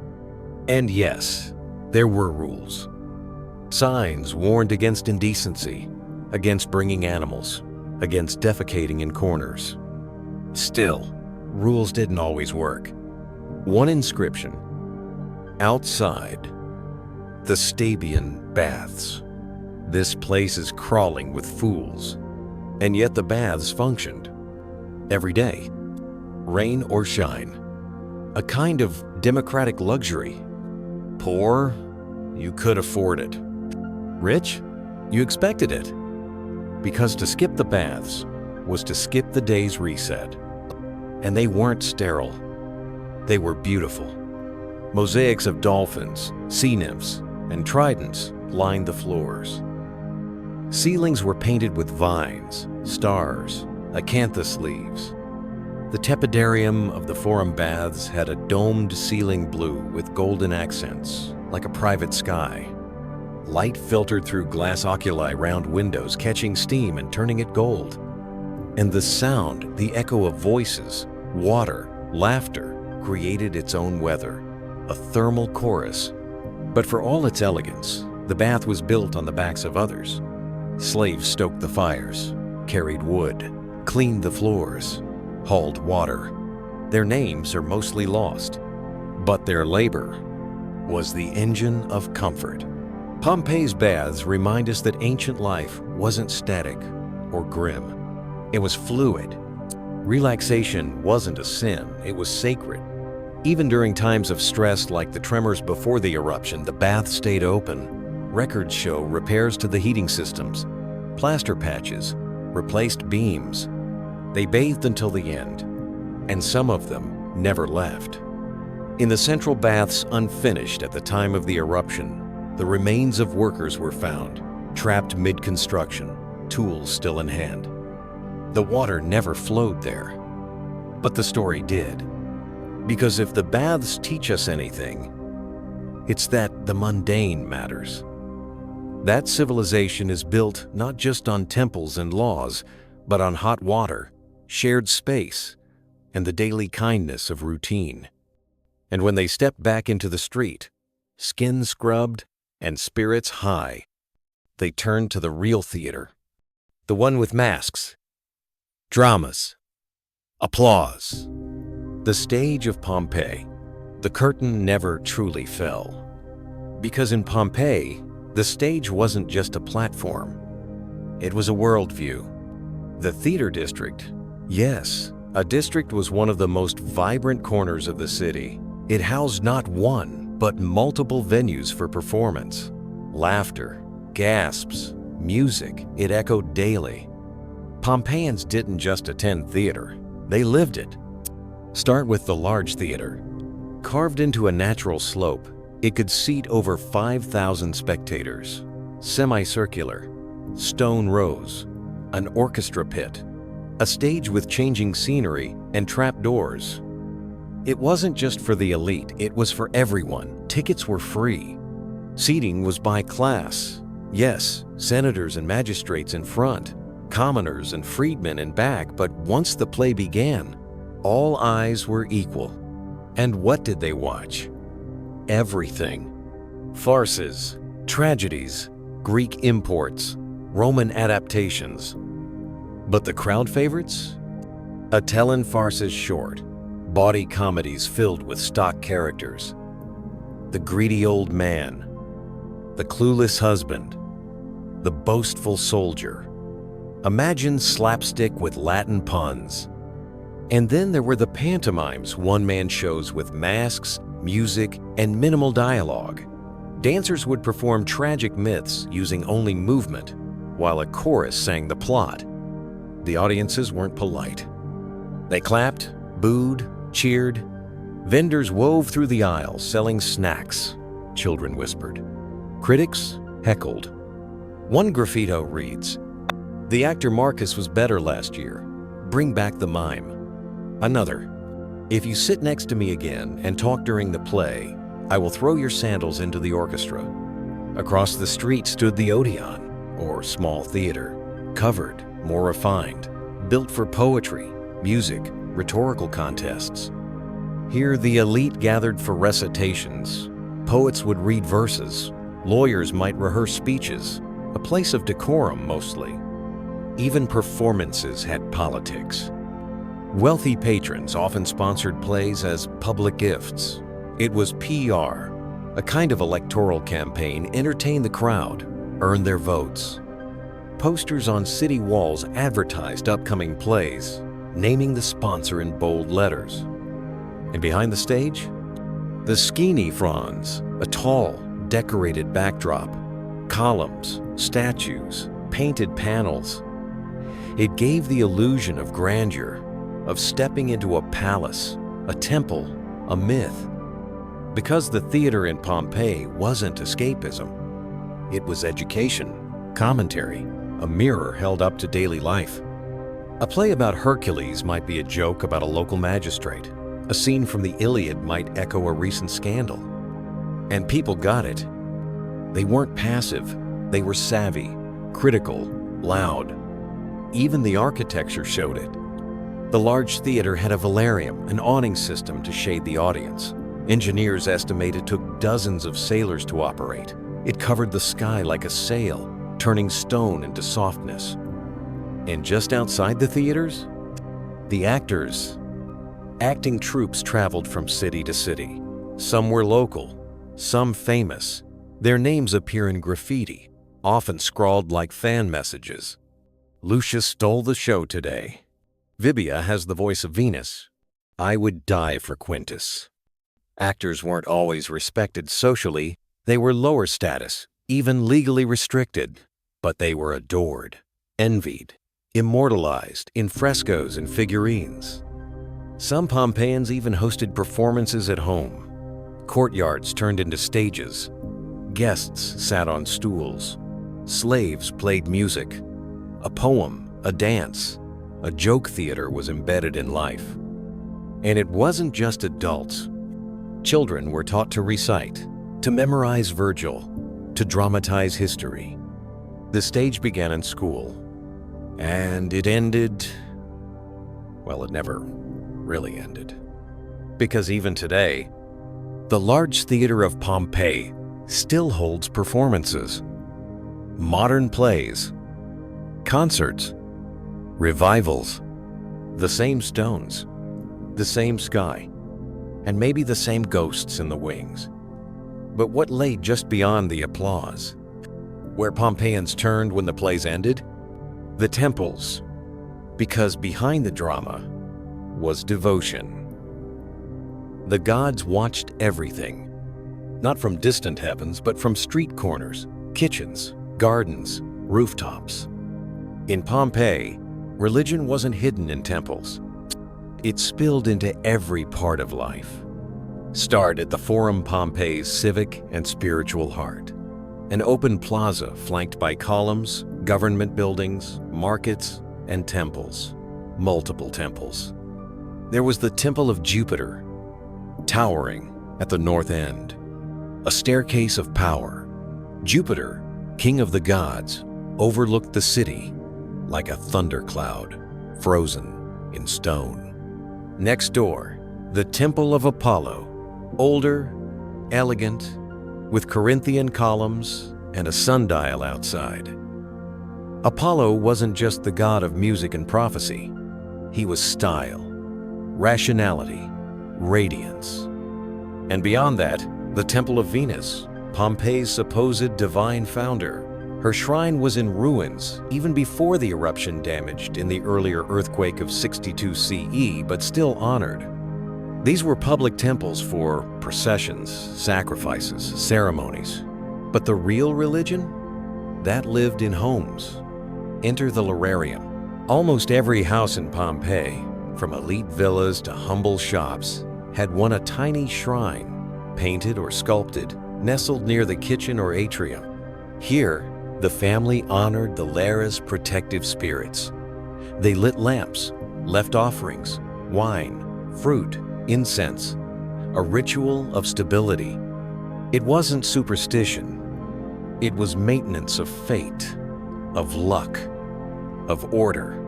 Some lararia are stunning, painted figures with raised arms, snakes of fertility winding below, flames flickering in little cups. The walls spoke prayers without words.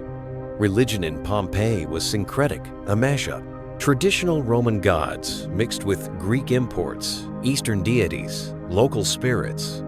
One home might worship Jupiter, Isis, and Bacchus king, mother, and wine. And then there was the Temple of Isis. A foreign cult, yes, but wildly popular, especially among women, freedmen, and those on society's edges. Isis promised not just power, but resurrection. Her myth, the death and rebirth of her husband Osiris, offered something few Roman gods did: intimacy. The Temple of Isis in Pompeii is small but intricate, rebuilt after the earthquake of 62 CE. Its walls are bright, with myth ships sailing to Egypt, priests performing rites. And here's the twist: this temple was one of the first buildings restored after the quake. Before the Forum, before the theater. That's how beloved Isis was. Some of Pompeii's last moments involved her priests. In the temple, archaeologists found a man, possibly a caretaker, still holding a ceremonial object. He died in the sanctuary he served. Religious devotion, it seems, didn't flee. And it wasn't all solemn. Pompeii had street shrines, festival banners, sacred graffiti. Some gods were barely gods, just characters of chaos and comfort. There's a wall painting of Priapus, weighing his abundance against a sack of coins. Not blasphemy, just business. Another fresco shows Mercury, god of trade, grinning as he walks through clouds with a rooster under one arm. Humor lived with holiness. And then came the Augustules' local priests who worshiped the emperor as a god. Yes, the Roman state had imperial cults to honor Augustus, Tiberius, Nero, to fuse politics with piety. It was a clever move. Make loyalty divine, turn obedience into ritual. But it wasn't one size fits all. There were fringe cults, mystery rites, initiation ceremonies, Dionysian processions with music, masks, and trance. One home had frescoes of bacchantes, female followers of Bacchus, dancing, laughing, half mad. Another had a secret room painted with torment, giants punished, bodies twisted, perhaps a warning. Because religion wasn't just comfort, it was consequence. Cross the gods, and you risked oblivion. Offer nothing, and you might be cursed. Some graffiti plead, Isis, forgive my delay. Venus, take my pain away. Jupiter, I'll never lie again. They read like ancient texts or diary entries. And sometimes the gods answered. Archaeologists have found hundreds of curse tablets in and around Pompeii. Small lead sheets, rolled tight, inscribed with pleas. Curse my rival's crops, silence his tongue. Take her beauty. You buried them in graves, tossed them in wells, or hid them in walls. Magic and prayer walked hand in hand. But for all their rituals, the Pompeians were not grim. Their religion was woven into meals, into baths, into sex, into sleep. It didn't demand temples. It needed memory. And that, above all, is what Pompeii preserved. The shape of belief, the breath of the divine. And where there's breath, there's drama. Because just outside these temples, in the shadows of gods, were the arenas, the amphitheaters, where blood and spectacle met. If the temples were built for the gods, the amphitheater was built for the people. Massive, elliptical, unapologetic.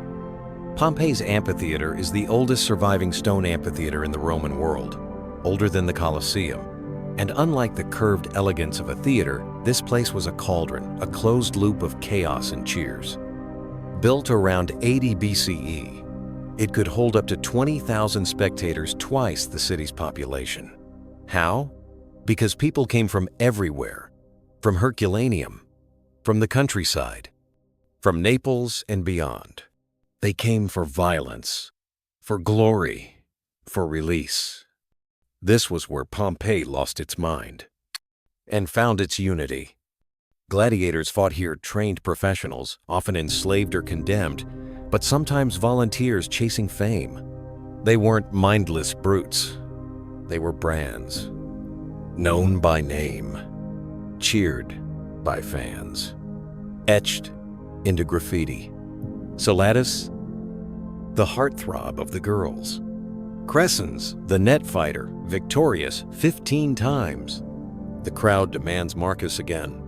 The fighters trained at the gladiator barracks, now unearthed behind the Grand Theater. There, archaeologists found armor, helmets, and even the bones of men who bore healed wounds, signs they'd survived multiple matches. Gladiator combat was theater. Rules, referees, costumes. There were different classes: Murmillo, Retiarius, Secutor, each with signature gear. Swords, nets, tridents, shields. And yes, they died. But not always. To kill a gladiator was expensive. Sponsors, often rich citizens or politicians, paid the bill. The crowd could demand mercy, and many times it was granted. But not always. And it wasn't just men. Inscriptions mention female gladiators, rare, exotic, doubly sensational. The amphitheater also hosted beast hunts Venaciones, exotic animals shipped in, panthers, boars, even lions, hunted for sport, for spectacle, for awe. And once, awe turned to anarchy. In 59 CE, a riot broke out between Pompeians and visitors from Nuceria, a neighboring town. Insults flew, then fists, then stones. Blood was spilled. People died. Rome took notice.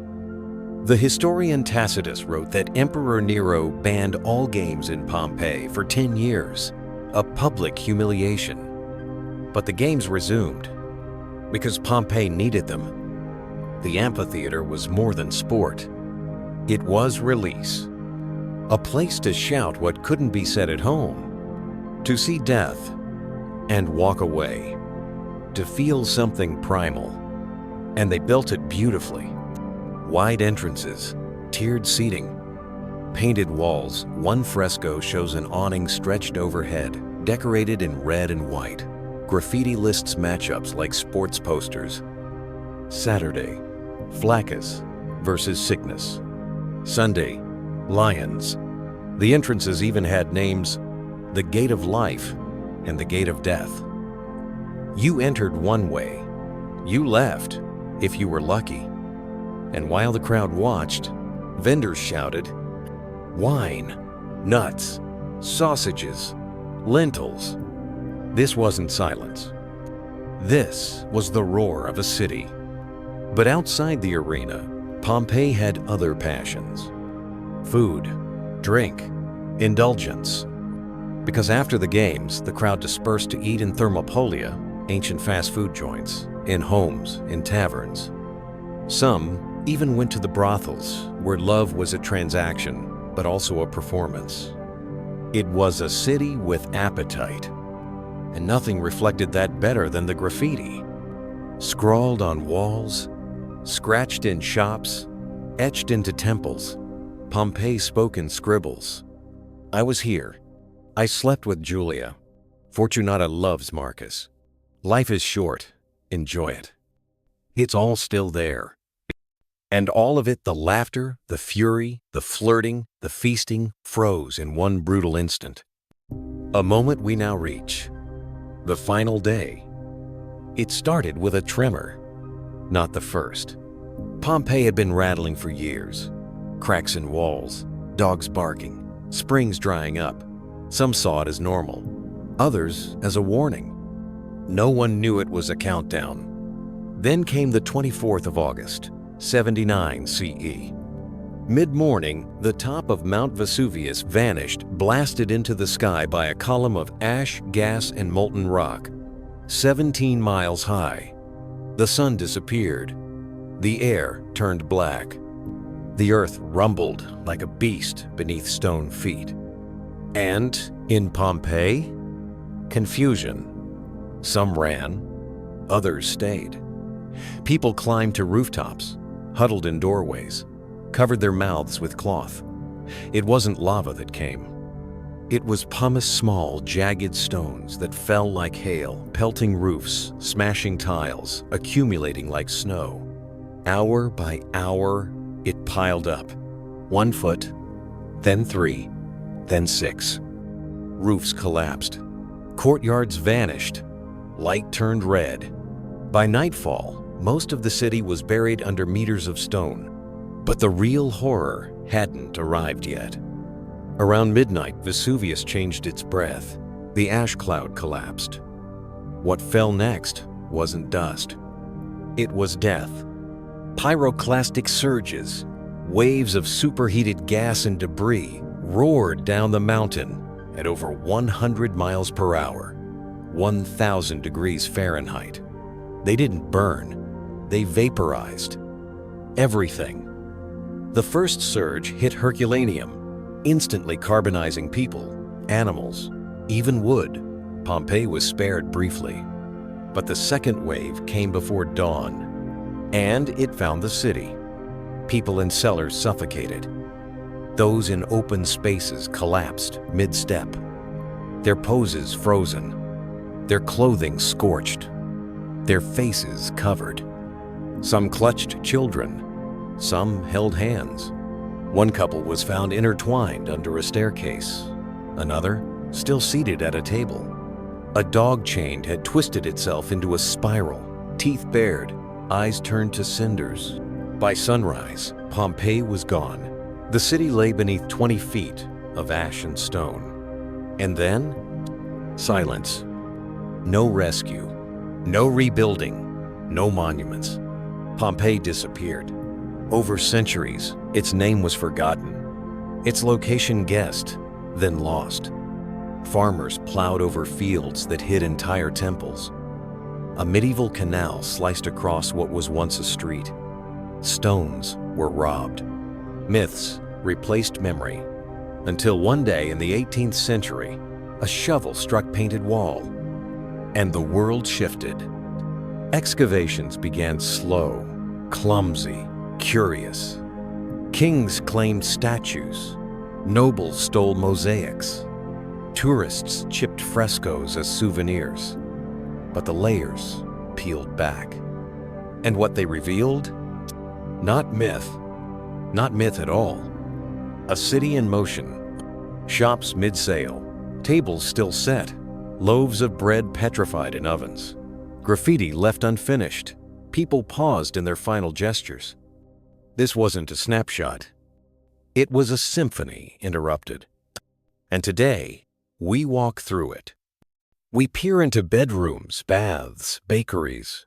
We read the walls. We meet the faces, not statues, but real people. The baker, Terentius Neo. His wife, maybe a business partner, painted with intelligence in her eyes. The fruit seller. The teacher. The unnamed man with worn sandals who collapsed mid-run. They all speak now, because Pompeii wasn't destroyed. It was preserved, not just in ash, in attention. It forces us to look, to remember, to feel, and maybe in doing so, it offers something even deeper, a strange kind of grace, that even in death, stories can survive. That a moment frozen can become immortal. That lives, however ordinary, can echo louder than the proudest monuments. So listen, to the lover's whisper scratched on a bedroom wall, to the gladiator's boast on the arena gate, to the prayers painted in a garden shrine. They haven't vanished. They're waiting, just beneath the ash. And now, as the dust settles once more, and the voices of Pompeii fade back into their painted halls and quiet stones, one question lingers. What do we do with this memory? Because Pompeii didn't survive by accident. It survived because a volcano stopped time, but it stayed alive because we kept listening. Not to kings, to people. Ordinary, flawed, funny, afraid, passionate people. They left us nothing more than bread in ovens, jokes in paint, walls full of names. And yet through that they offered something extraordinary, a city that breathes in silence, that remembers us as much as we remember it. So, as you drift towards sleep, imagine them. A mother brushing ash from her child's hair, a merchant locking his door, a man writing one last love note on a wall he thought no one would ever see. He was wrong. We see it now. And that means something. Because memory isn't a monument. It's a choice. And tonight, you chose to remember. Good night, Pompeii.